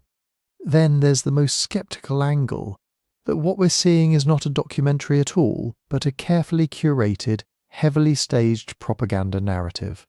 Ramesses III, like Ramesses II before him at Kadesh, needs to look like a conqueror. Egypt has lost territory. The economy is wobbling. The last thing the regime wants is the perception of weakness. So any foreign conflict, however messy and inconclusive on the ground, becomes a clean, crushing victory in stone. In this reading, the naval battle might be less of a Trafalgar and more of a border skirmish with high stakes and a lot of spin attached. The lists of destroyed lands might be exaggerations, or rhetorical ways of saying these areas are in chaos, not we personally obliterated them yesterday. The truth may sit somewhere in the overlap. There probably were real dangerous clashes with mixed coalitions by land and sea. Egypt did mobilize heavily. The presence of Sherden and other sea peoples as both enemies and Egyptian auxiliaries suggests a fluid battlefield where today's ally could be tomorrow's attacker. But everything we know about royal inscriptions in this period tells us that Medinet Habu is also doing ideological work. It has to say, Egypt stands firm while the world collapses. It has to claim that the flood of displaced people stops here, at the Nile's gate checked by divine kingship and traditional order. And when we step back and look at what happens afterward, the triumph feels more ambiguous. Ramesses III may well have kept Egypt from being overrun. Egypt does not burn in the way Hatti or Ugarit do. The Nile Valley continues to function. Temples keep recording offerings. Bureaucrats keep stamping documents. There is no obvious layer of ash across the country announcing a final catastrophe. But the victory is not free. In the decades after Medinet Habu, Egypt shrinks inward. Foreign holdings are gone, the central government falters. High officials carve their own monuments and maneuver for power. Tomb robberies multiply. Grain distributions become politicized. Eventually, the new kingdom itself unravels into a patchwork of competing authorities. Meanwhile, in the lands Egypt claims to have, made as though they never existed, life goes on but differently. New cities rise in the southern Levant, with that mixed, intriguing material culture that suggests both local Canaanite roots and incoming groups with Aegean connections. Coastal hubs reorganize under new elites. Inland, small villages appear in highland zones that had been sparsely populated before. So Ramesses III's carved victory is central to our story because it captures a moment when the old order tries to declare itself alive and well. It shows us the sea peoples through Egyptian eyes, at their most fearful, most dramatic. But it's also a keyhole view, biased, selective, focused on one front of a much wider collapse. The Battle of Medinet Habu is not the end of the sea people's story or the whole of it. It's the flare in the night sky that lets us see, briefly, how desperate everyone has become. After that flash, we have to follow the embers into Greece, into Canaan, into the hills and harbours, where new societies are quietly taking shape in the ruins of the Bronze Age world. If we zoom out from the walls of Medinet Habu, the picture gets messier in a very specific way. It stops looking like a movie with a single clear villain. It starts looking like a very complicated machine that's been running hot for centuries, finally seizing up.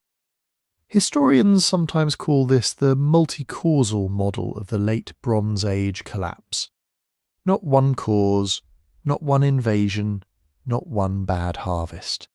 Instead, a stack of problems, each one manageable on its own, all hitting a tightly interlocked system at roughly the same time.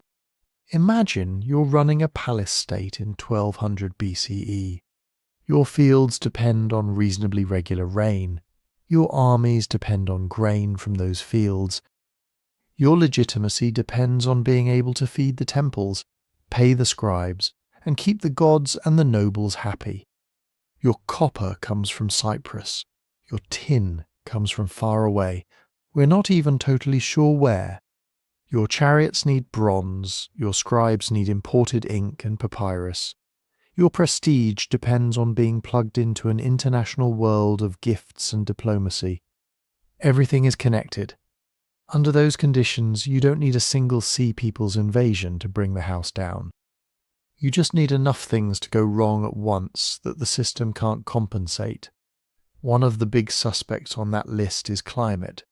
There's growing evidence for a period of drought and climate instability around the late 13th and early 12th centuries BCE.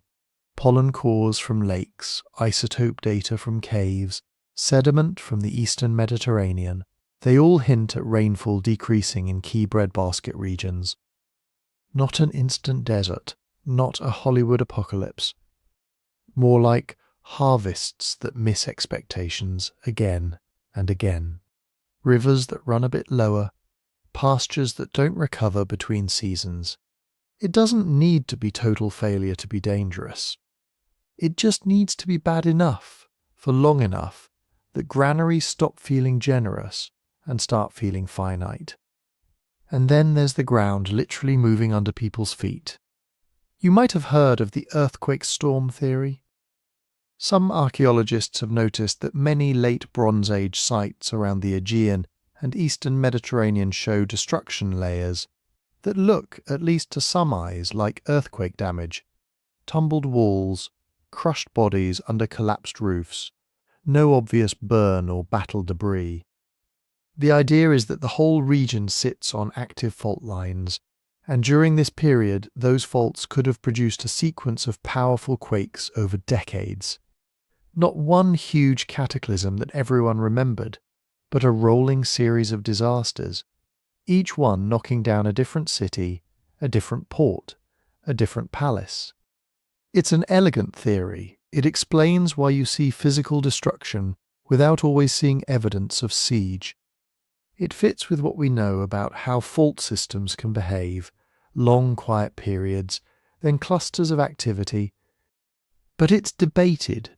Some supposed earthquake layers could just as easily be the result of warfare or neglect. Collapsed walls don't come with labels, and even if earthquakes did hit multiple major centres, they don't automatically explain why bureaucracies failed to rebuild, why writing traditions vanished, why trade networks didn't simply reroute and recover. Most scholars who talk about earthquake storms today treat them as one stress among several. An accelerant, not the whole fire, because even if the sky doesn't rain for a few years and the earth shakes a few too many times, a well-run state can survive a rough patch. Unless, of course, the state itself is already cracking from the inside. This is where elite conflict and civil strife slide into the picture. Palace economies are top-heavy by design. Power and wealth pool at the centre. Kings distribute land, rations, titles. In good times, everyone close to the throne gets a slice. In bad times, the same structure turns brittle. If there isn't enough grain to go around, someone at the top has to decide who loses. That breeds enemies. We have hints of internal revolt and coups across the region. Hittite texts from earlier in the 13th century talk about usurpers and civil war. In Egypt, later papyri preserve accusations of conspiracy against Ramesses III himself. In smaller kingdoms, we glimpse vassal rulers playing both sides, writing to multiple great kings, hedging their bets. When the royal court is busy watching its own back, it has less bandwidth to monitor borders, maintain walls, repair granaries, keep the army loyal. And the army is its own problem. Bronze Age professional soldiers are expensive. They need pay, rations, livestock, land grants. They also need to believe that the king they serve is favoured by the gods and capable of victory. If food is late and victories are rare, the bond frays. Letters from Ugarit and other cities in their final years complain about a shortage of ships and troops, about mercenaries who fail to show up, about garrisons that are undersupplied. At Deir el-Medina in Egypt, royal workmen, the people cutting tombs in the Valley of the Kings, staged the first recorded labour strike in history because their grain rations aren't being delivered. If royal tomb builders can down tools, so can soldiers. And once armies become unreliable, so do borders. Now add one more crucial ingredient: trade disruption. Every palace, every city, is part of a shipping web that carries grain, timber, metals, luxury goods, ideas. When that web is healthy, a bad harvest in one area can be cushioned by imports from another. Copper can be swapped for wheat, textiles for timber. When that web is frayed by piracy, by unrest along key routes, by the fall of one or two strategic ports, suddenly there's no cushion. Famine sharpens everything. Hungry people move. Peasants leave failing fields. Pastoralists edge into more fertile lands. Merchants look for safer harbours. Mercenary bands drift toward the nearest paymaster, or go freelance. This is the landscape in which the groups we call Sea Peoples become visible, not as a monolithic horde marching out of nowhere to single-handedly erase civilization, but as one expression of a broader crisis. Mixed groups of displaced families, unemployed warriors, ambitious chiefs, opportunistic pirates, all navigating a Mediterranean where the usual powers are too busy, too weak, or too divided to enforce their old rules. Some of them raid because the caravan routes they depended on have dried up. Some of them migrate because the land they once farmed no longer feeds them, or because a palace that used to protect them has gone silent. Some of them hire out as soldiers to the very kings who fear them. In that sense, the Sea Peoples are both symptom and accelerant. They exploit weakened states, but they also help weaken them further.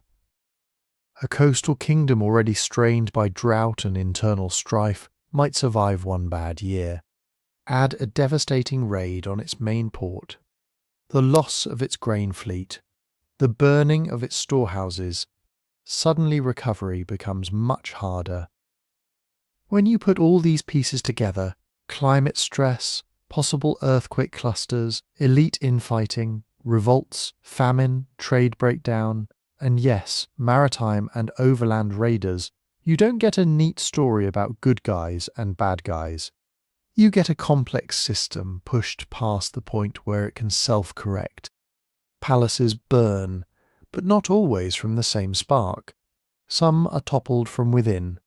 Some fall to enemies. Some simply decay and are abandoned when the centralized way of doing things stops making sense. The Sea Peoples in this view are important and very real actors. They are visible in the chaos, sometimes at the center of it. But they are not a magical force from outside history. They are part of the same tangled web of causes and effects that brings the late Bronze Age to an end. And if we want to understand what rises in the ashes, we have to follow that web into the places where the palaces fall most completely, into the ruined citadels of Greece, and the new worlds that begin to form among their broken stones. When we talk about palaces falling most completely, Greece is where the floor really gives way. In the 13th century BCE, the Mycenaean world looks, on the surface, very strong. Hilltop citadels stud the landscape: Mycenae, Tiryns, Pylos, Thebes. Massive walls, storerooms, workshops, frescoed halls. Each one is the nerve centre of a tightly controlled kingdom. Economically, they're not like later Greek city-states. They're more like mini Hittite empires, shrunk down and stacked on cliffs. Everything flows toward the palace. Farmers out in the countryside send in grain, oil, wool, livestock. The palace scribes record it all on clay tablets in Linear B, a script only they can read. The palace then redistributes rations to workers, bronze to smiths, cloth and perfumed oil to send abroad as prestige goods, land grants or gifts to keep elites loyal. It's a command economy, but without much buffer. No palace, no system. If the central hall burns, the archives go with it. The memory of who owes what to whom, who controls which fields, who gets which rations, all of that is literally baked into clay in a single building. You can probably guess how fragile that is. Archaeologically, the end of this world doesn't happen with one synchronized bang. It's more like a grim drumbeat, echoing across the Aegean over several decades. At some sites you see dramatic, unmistakable destruction. Pylos on the southwestern Peloponnese is the classic case. Around 1200 BCE, give or take a few years, the palace is violently destroyed. The main buildings burn hot enough to fire the Linear B tablets hard, accidentally preserving the last weeks of its bureaucracy. Those tablets show a palace on high alert. References to defensive preparations, to coastal watch stations, mentions of rowers, weapons, bronze. Something is coming, or at least the palace thinks it is. Then the place is gone. At Mycenae and Tiryns, you also get evidence of fire and collapse, but with complicated sequences, destruction, partial rebuilding, more damage. It doesn't look like one single night of terror. It looks like repeated blows or slow erosion or both. Elsewhere, the story is quieter. Some smaller centres don't show clean destruction layers at all. They thin out. Buildings deteriorate and aren't repaired. Storage complexes are repurposed as houses or animal pens. The pottery gets simpler. Luxury imports dwindle, then vanish. This regional variation matters, because it tells us there probably wasn't one unified Greek front in a great war against the Sea Peoples. There were multiple kingdoms with different fates, all navigating the same storm. So what brought them down? Depending on which scholar you ask, you'll hear different mixes of four big suspects. Internal conflict. These are warrior societies.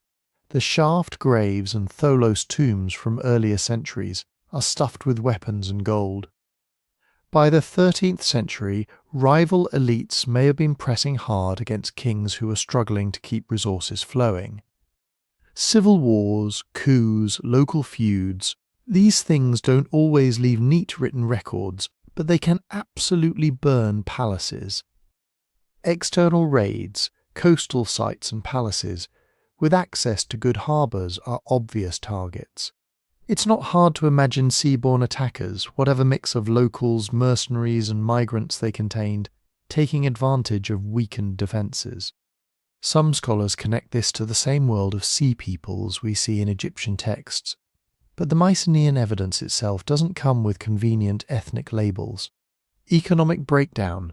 If long-distance trade falters, the palaces feel it first.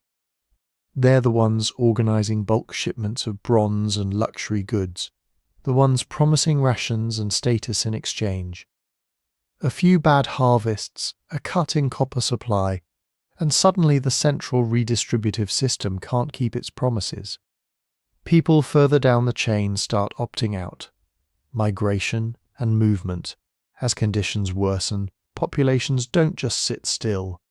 There's evidence of people shifting into more defensible inland locations, or into landscapes better suited to small-scale mixed farming and herding. Some who once lived under palace authority might have simply walked away when that authority stopped being useful, or stopped being able to feed them. Where do the Sea Peoples fit into this? Carefully.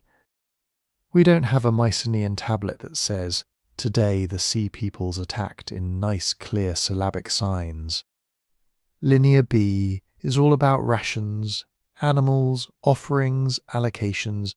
It's day-to-day paperwork, not dramatic narrative. Later Greek traditions, stories of the Dorian invasion, or the wanderings of heroes after the Trojan War, may preserve distant echoes of population movements and upheaval. But they're myth, compiled centuries later, not eyewitness testimony. So when we link the fall of Mycenaean palaces to the Sea Peoples, we're usually doing it indirectly, matching timelines, patterns of coastal destruction, shared signs of disruption in trade. It's plausible that some of the groups later fighting Egypt had roots or contacts in the Aegean, including among people who had once served or supplied Mycenaean kings. It's also plausible that many Aegean communities were, at the same time, victims of raids launched by people from somewhere else. What we can say with more confidence is what happens after the palaces go dark. Population doesn't vanish from Greece. It shifts. Major palace centres shrink or are abandoned, while some smaller, more remote sites show signs of continuity or modest growth. The landscape of settlement becomes more scattered, more rural, less centralised. Writing disappears. Without palaces to knead it, Linear B just stops. For centuries, there is no evidence of writing in Greece.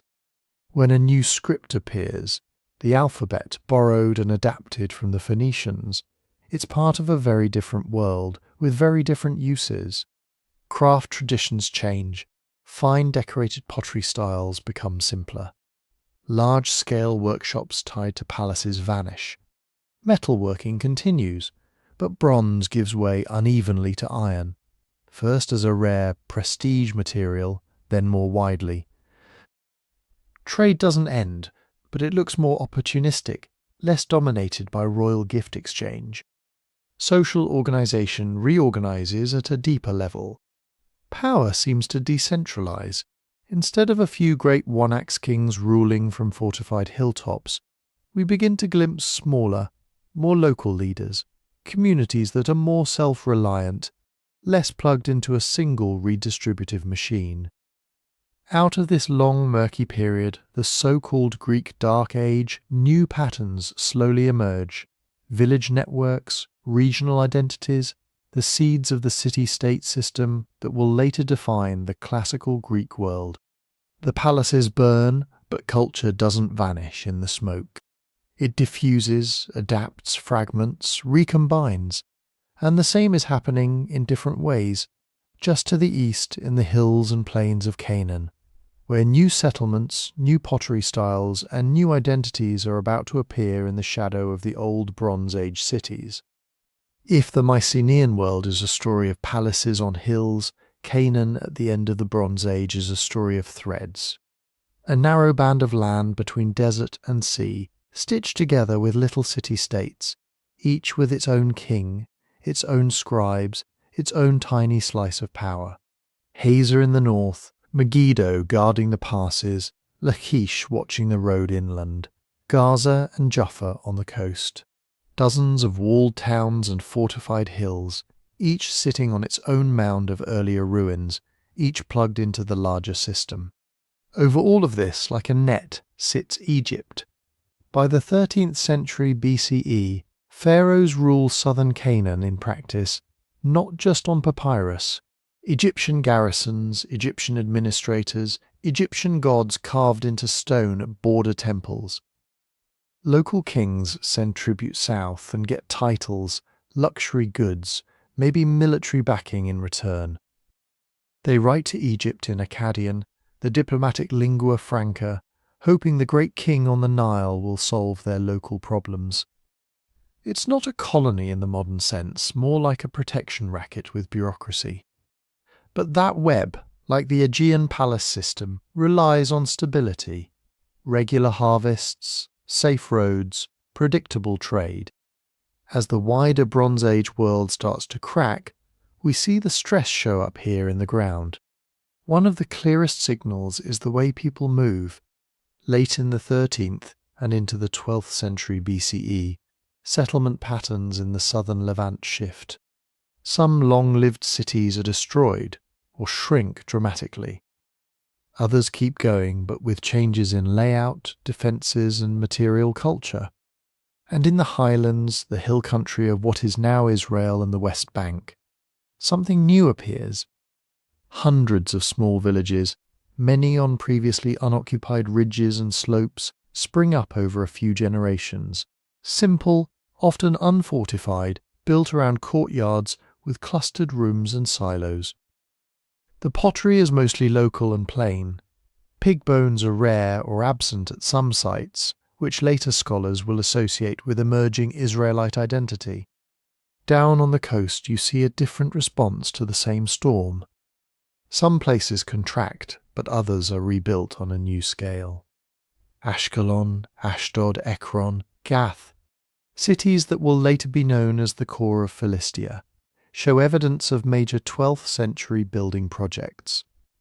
Fortification walls are repaired or reimagined, citadels strengthened, storage facilities expanded. This isn't the archaeology of a landscape emptied by barbarians. It's a landscape reorganizing. And in a few of these coastal cities you find something striking in the rubble of the destruction layers that mark the transition. New pottery styles that don't quite look local. Large, decorated cooking jugs, stirrup jars, craters with designs that echo Aegean traditions. Shapes and motifs reminiscent of Mycenaean and post-Mycenaean ceramic styles, but adapted, blended with local techniques and clays. Over time, this hybrid tradition develops into what archaeologists call Philistine bichrome ware, red and black decorations on a light background, with birds, spirals and other motifs. Alongside the pottery, there are changes in diet and architecture, different ways of building houses, different choices of food, including more pig consumption in some of these coastal sites. Put together, many scholars see this as evidence not just of trade, but of people, groups with roots in the Aegean world settling along the coast and gradually merging with local Canaanite populations. This is where the sea peoples often enter the story with capital letters. Egyptian records from Ramesses III mention a group called the Peleset among the enemies who appear by land and sea in the early 12th century BCE.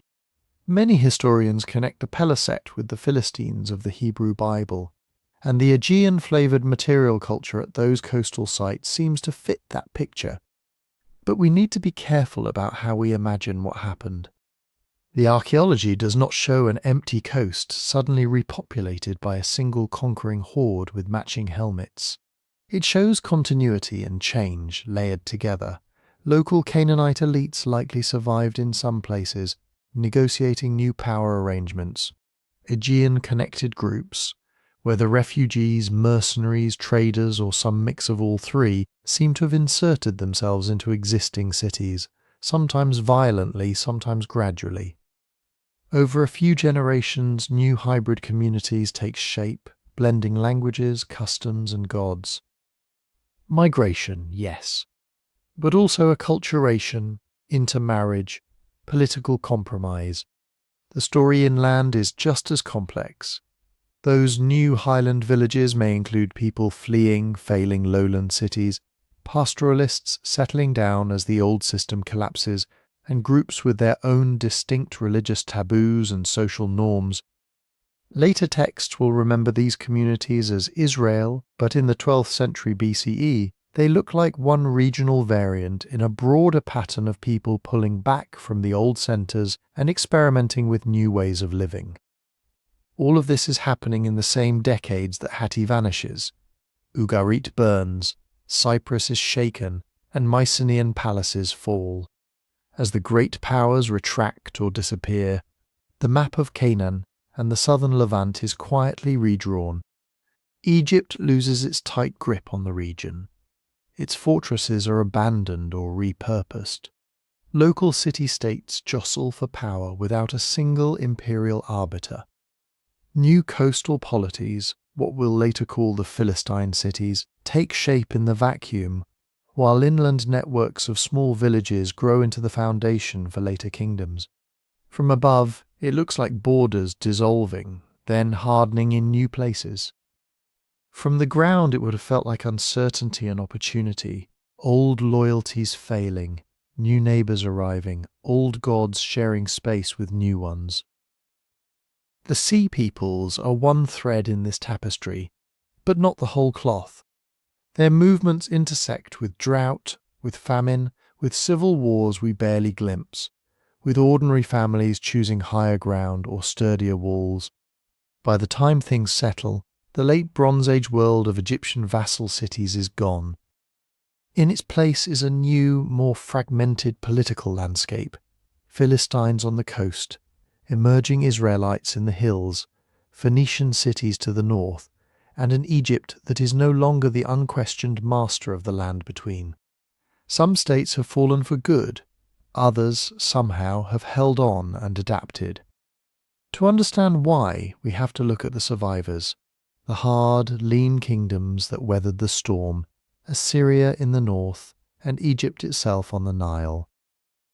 If you look at a map of the ancient Near East around 1200 BCE, Assyria doesn't seem like an obvious survivor. It's not sitting on a giant river delta like Egypt. It doesn't have the same kind of hard mountain fortress geography that protects some later kingdoms. It's perched in northern Mesopotamia, on plains and rolling hills between the Tigris and the Zagros, close enough to trouble from every direction. But that location came with one quiet advantage: flexibility. Assyria in the Late Bronze Age isn't yet the terrifying empire of later textbooks, but it's already something special, a kingdom built for war and for logistics. It has rivers that can move grain and troops. It has access to the rain-fed farmlands of the north and the trade routes that run toward Anatolia, Syria, and the Zagros highlands. When drought hits the southern alluvium hard, the north doesn't escape, but it's less dependent on the delicate canal systems that make Babylonia so vulnerable. A bad year is awful. A bad decade is survivable. Inside this landscape, Assyrian kings have been tinkering with their state for generations. They're reforming their army, turning seasonal peasant levies into something more professional. We see evidence of specialized units, better organized chariot forces, standing garrisons in key cities. They're developing a habit of moving people around, deporting conquered groups, resettling them where they can be useful, plugging manpower into the state like movable parts. It's harsh, but in a crisis it's also resilience. Assyria's administration is already scribal and centralized. Letters and reports can move up the chain. Governors are expected to keep watch, raise troops, collect grain, and respond to trouble. There are storehouses, redistribution systems, royal roads. Not always efficient, not always fair, but robust enough that when shocks hit, the whole machine doesn't seize up at once. So when the late Bronze Age world begins to convulse, Assyria staggers, but it doesn't go down. Trade routes are disrupted, enemies on the frontiers become more dangerous, internal revolts flare, kings die in suspicious ways. There are periods when Assyrian power retracts, when outlying territories slip away. But the core stays intact. The capital cities in the heartland, places like Ashur and later Kalhu and Nineveh, remain occupied, their institutions functioning. Grain can still be collected, troops can still be mustered. When the wider region is full of burned archives and silent palaces, Assyria is still writing letters, issuing decrees, fighting border wars. And bit by bit, in the generations after the worst of the crisis, it does something none of the vanished empires can do. It comes back stronger. Assyrian kings in the 10th and 9th centuries BCE will take advantage of a fragmented landscape of small, weakened states. They'll rebuild long-distance trade by force, turning old caravan routes into imperial highways. They'll absorb or bully the little Aramean kingdoms that grow out of the ruins. They'll treat the new Philistine and Levantine polities not as peers, but as targets or tributaries. Survival here doesn't mean curling up and waiting for peace. It means staying coherent long enough to exploit the new board once the pieces stop moving. Egypt's survival looks different from a distance. Egypt seems like the ultimate safe kingdom. Mountains and deserts on either side, the Mediterranean to the north, the cataracts of the Nile to the south. A long, narrow strip of green in a world of brown. Those deserts are the original security system. If you're a raiding band or a migrating group, funneling a large force across those wastes is brutally hard. Water is limited, paths are few, and the Egyptians know them all. They can watch the narrow approaches, guard the oases, fortify the eastern delta. Their enemies usually have to come along predictable corridors: Sinai, the Levantine coast, a few desert tracks. Inside those natural walls, the Nile does something quietly miraculous. Every year, in normal times, it floods. It deposits silt. It turns a ribbon of land into one of the most predictable agricultural systems on Earth. Even when the flood is low, the basic framework is there: fields, basins, canals, a peasantry that knows exactly how to coax grain out of the mud. So when the rest of the eastern Mediterranean is hammered by drought and crop failures, Egypt suffers, but not always in the same catastrophic way. We have letters from Canaan begging Egypt for grain. We have records of food being shipped out and of Egyptians complaining about shortages at home. Drought in the Nile's Ethiopian headwaters can still mean famine in the delta. But the system is more buffered than dryland agriculture in Syria or the hill country of Anatolia. Combine that with Egypt's defensive geography, and you get a kingdom that can, at least for a time, keep the outside chaos at arm's length. When upheaval finally does crash against those borders, the land invasions, the sea raids, the Libyan pressures, the internal unrest, Egypt doesn't disintegrate like Hatti. Ramesses III can still mobilize a huge army and fleet. He can still coordinate chariots, archers and garrisons, still build fortifications in the delta, still stage the big set-piece battles that end up carved on his temple walls. The central apparatus works well enough for one more great defense. But survival for Egypt comes with heavy bruises. The cost of those wars is enormous. Temples are granted more and more land and resources as payment, which slowly undermines central royal power. The bureaucracy grows rigid. Local elites, priests, and military commanders gain leverage. In the generations after Ramesses III, we see strikes by workers who aren't being paid, tomb robberies involving officials, the fragmentation of authority. The kingdom splits between north and south. Later, Libyan origin dynasties and local warlords carve up what used to be a unified state. Egypt is still there. The Nile still floods. The temples still stand. But the confident imperial Egypt that once ruled Canaan as a distant province is gone.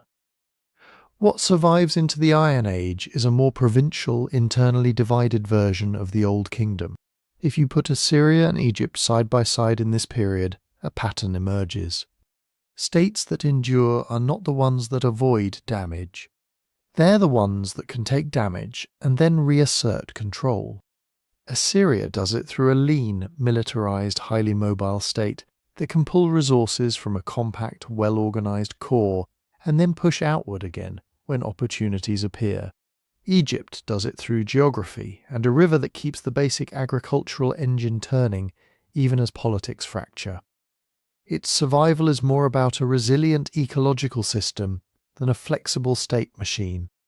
Both have something the fallen palatial states lacked: the ability to keep feeding armies and officials when trade collapses, and to keep some kind of central coordination alive through bad decades.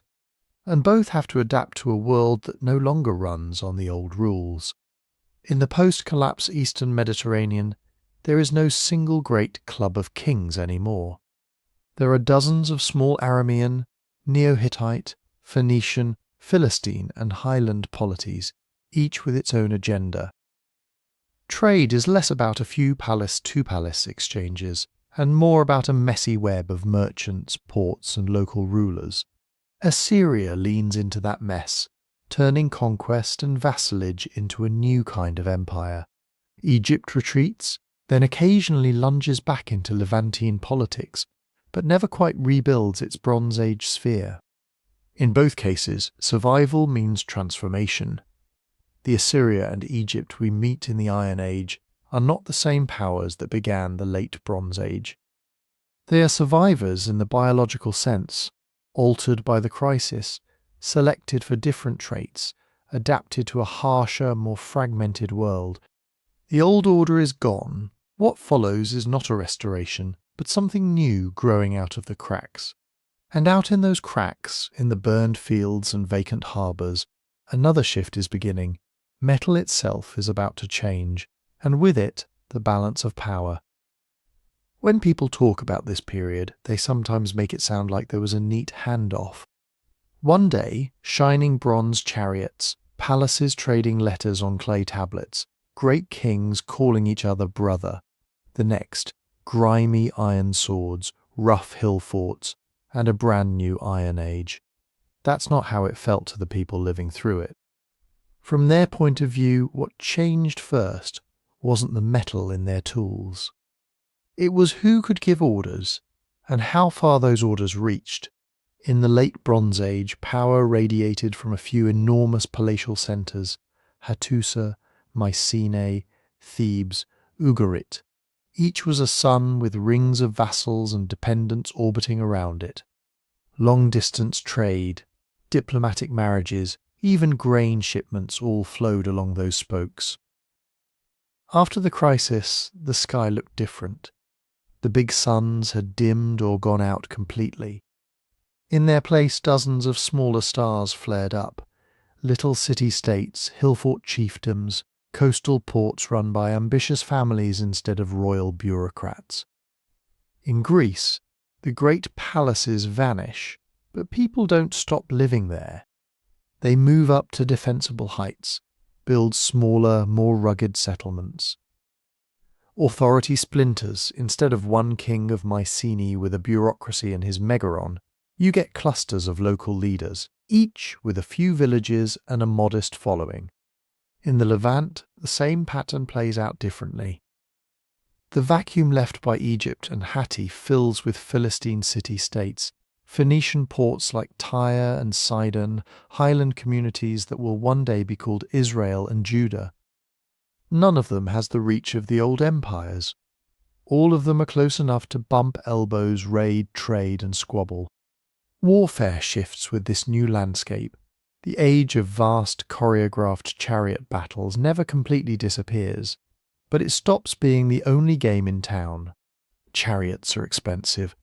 They require trained horses, bronze fittings, level ground, and a state rich enough to maintain stables and specialists. Small, scrappy polities can't always afford that. What they can afford are infantry, men on foot with spears, javelins, bows, and, eventually, iron blades. Raids on neighbours' fields, ambushes on roads, quick strikes instead of grand showdowns agreed upon in advance. The technology of war is following the same slow, uneven curve as the rest of society. People have known about iron for centuries before this. It shows up in small, precious objects, often linked to meteorite iron, more magical than practical. The trick isn't discovering iron, it's figuring out how to produce it in bulk, how to control the heat, the charcoal, the hammering, so you get something better than a lump of brittle slag. That takes time, experimentation, and a reason to bother. The reason doesn't fully appear until the bronze lifeline begins to fail. Bronze is a mixture, copper plus tin. Copper you can get in many places. Cyprus is famous, but not unique. Tin is different. In the Late Bronze Age, it comes from a handful of distant sources, funneled through tightly controlled trade routes. As long as those routes are safe, bronze is king. It's predictable. It's what your craftsmen know how to work. Your elite identity is literally cast in bronze. When palaces burn and harbour towns go dark, that fragile supply network frays. Suddenly, keeping your troops armed in shiny bronze isn't just expensive, it's uncertain. You might still be able to get copper. Tin becomes the problem. It's scarce, it's risky, it's tied to long chains of intermediaries who may or may not exist anymore. Iron, by contrast, is annoyingly common. The ores are widespread. You don't need to control a continent-spanning caravan to find them. What you need is technical skill. Smiths who can master the complicated dance of smelting and forging. So in the 12th and 11th centuries BCE, you don't see an instant flip from bronze to iron. You see a patchwork. Some regions keep clinging to bronze for prestige items while experimenting with iron for tools and cheaper weapons. Others, especially inland areas, less plugged into the old copper-tin highways, lean into iron earlier. For a long time, mixed equipment is normal. Bronze fittings on an iron blade, bronze spearheads alongside iron ones in the same grave. The Iron Age isn't a date you can circle. It's a long negotiation between scarcity, skill, and habit. As metals change, so do the routes that carry them. The late Bronze Age trade network was like a huge, carefully arranged spiderweb.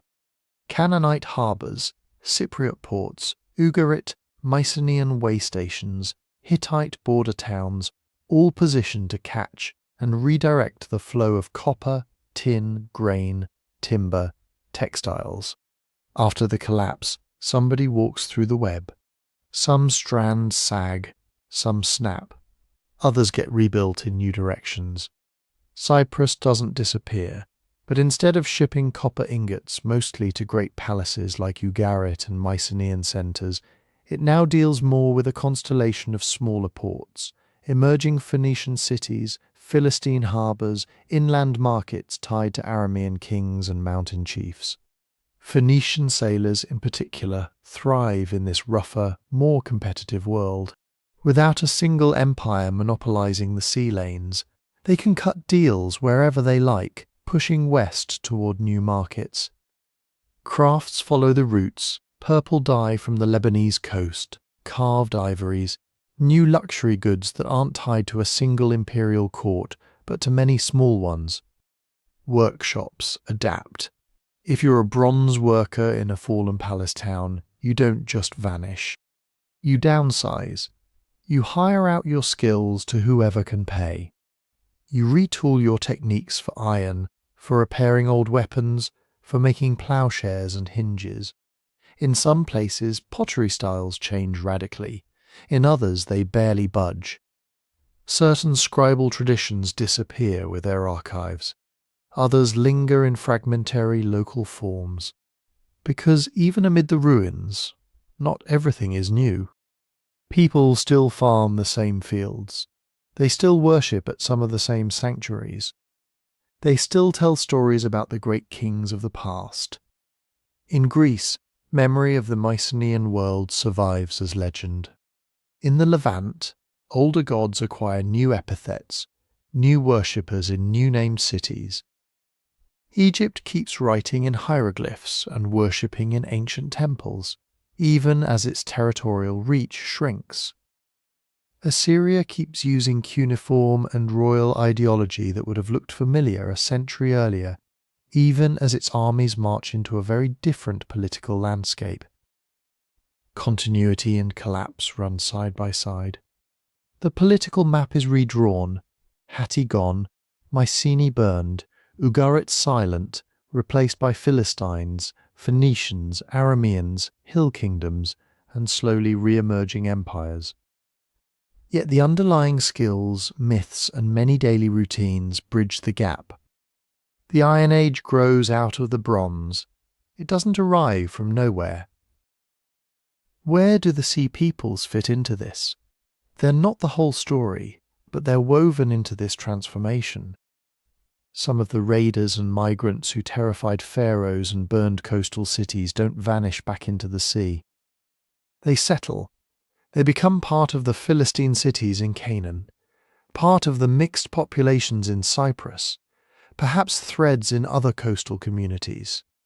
Their weapons, dress, and pottery styles show up in layers that also contain local traditions, intermarriage, hybrid cuisines. Their most lasting legacy isn't a new empire or a permanent ghost army haunting the horizon. It's the way their movement helped break the old equilibrium. By attacking ships and ports, by inserting themselves into choke points of the copper trade, by forcing Egypt and others to spend resources on defence instead of diplomacy, they add weight to a system already tipping. They are accelerants, not sole causes. In the world that emerges, you don't see monuments celebrating the Sea People's kingdom. You see cities and peoples who carry Sea People elements in their culture while being rooted in local soil. Philistines in the southern Levant, mixed communities on Cyprus, new port elites up and down the coast. The true legacy of this period, including the Sea Peoples, is the birth of a rougher, more fragmented, more mobile Eastern Mediterranean. A world where power is harder to centralize, where trade is riskier but less monopolized, where iron slowly replaces bronze not as a symbol of instant progress, but as a practical answer to a broken supply chain. It's out of this world, the post-palatial, iron-tinged, Sea People's shaken world, that the next chapters of ancient history will grow. Israel and Judah, the Phoenician expansion, the Neo-Assyrian Empire, classical Greece. The ghost army fades into myth. The scars they helped carve into the landscape remain. So who were they then? Not in the way Ramesses carved them. Not in the way modern documentaries like to whisper their name. Who were the actual humans behind this label? Sea Peoples. Historians usually juggle a few big models, and each of them probably holds a piece of the truth. One picture sees them first as refugees. Drought hits. Harvests fail. Palaces stop paying garrisons and dock workers. People in coastal regions from western Anatolia to the Aegean find themselves squeezed between failing states and a failing climate. If you live near the shore, the cheapest road out is water. You load families, tools, a few animals, and whatever valuables you can carry into boats and go looking for someplace less broken. These people don't set out thinking, we are the Sea Peoples. They set out thinking, we need food. When Egyptian inscriptions describe their lands overthrown, at one time that's the echo of this model, migrations pushed by crisis, not a single master plan. Another picture focuses on maritime confederations. Imagine pirate leagues or loose alliances of sea-based communities. Coastal clans in the Aegean, Anatolia, and maybe even Italy discover that the safest income in a collapsing world isn't hauling copper. It's taking it. They form coalitions for big campaigns, pooling ships, fighters, and leaders. They attack Cyprus one year, Syria the next, Egypt after that. Some victories pay in loot, some losses end in death or forced resettlement. This fits the way the Egyptian texts talk about multiple named groups fighting side by side. Sherden, Shekelesh, Peleset, Denyen, and others acting together in joint forces, yet clearly not a single tribe. Then there's the mercenary network model. Even before the collapse, great kings hired foreign warriors. Sherden show up in Egyptian service long before they're listed among the enemy. In a world of wobbling palaces and contested thrones, skilled fighters from the sea could sell their swords to whoever promised grain and land. When employers fail to pay, mercenaries become raiders. The line between royal bodyguard and pirate is thinner than it looks in hindsight. Layered on top of all this, there are the opportunistic raiders.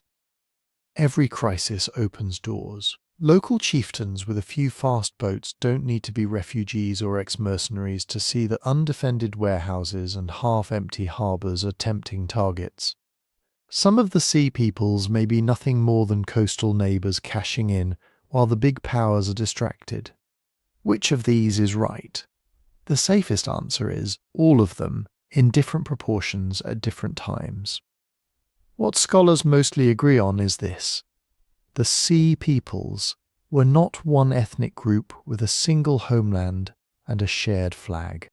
The Sherden probably weren't the Peleset weren't the Shekelesh. Some names may point to Aegean origins, some to Anatolia, some perhaps to central Mediterranean islands. The label we use is a modern basket, holding many different histories. Certainty is hard because the evidence is lopsided. We hear about them mostly from their enemies, in a genre that loves exaggeration. Pharaohs had every incentive to turn a series of messy border crises, migrations and raids into a single glorious showdown against a monstrous coalition from the sea. The more terrifying the enemy, the more heroic the victory. The more total the chaos, the more necessary the king. On the ground, the pattern is less mythic, more uneven. Some cities burn. Others nearby keep going. Some regions, like parts of inland Syria or highland Anatolia, show disruption without clear signs of seaborne invasion. Assyria bends but doesn't break. Egypt is bloodied but survives. The "every kingdom burned to the ground" tagline works as a feeling, not as a literal map. Identity itself is shifting during all this motion. A mixed fleet of displaced farmers, professional fighters, and adventurous raiders sails together year after year. They share camps, languages, marriages, gods. Children grow up not as Mycenaean or Anatolian, but as members of this floating coalition. By the time they settle in Canaan or Cyprus, they become something new. Later scribes will give them names like Peleset. We, much later, will roll those names up into sea peoples and pretend it was always that simple. It wasn't, in the end. The sea peoples are both real and constructed. Real because ships did come. Battles were fought. Towns burned. New communities with foreign styles and mixed ancestry appear in the archaeology. Constructed because sea peoples is also a file folder.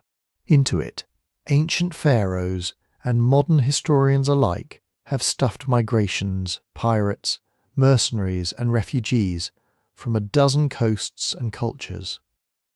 They did not single-handedly end the Bronze Age.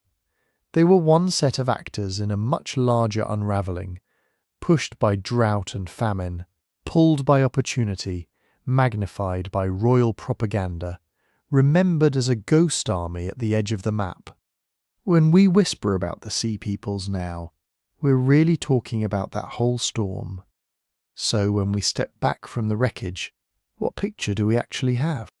Not a single doomsday invasion that swept in one summer and burned every kingdom to the ground, but a long cascade of failures feeding into each other.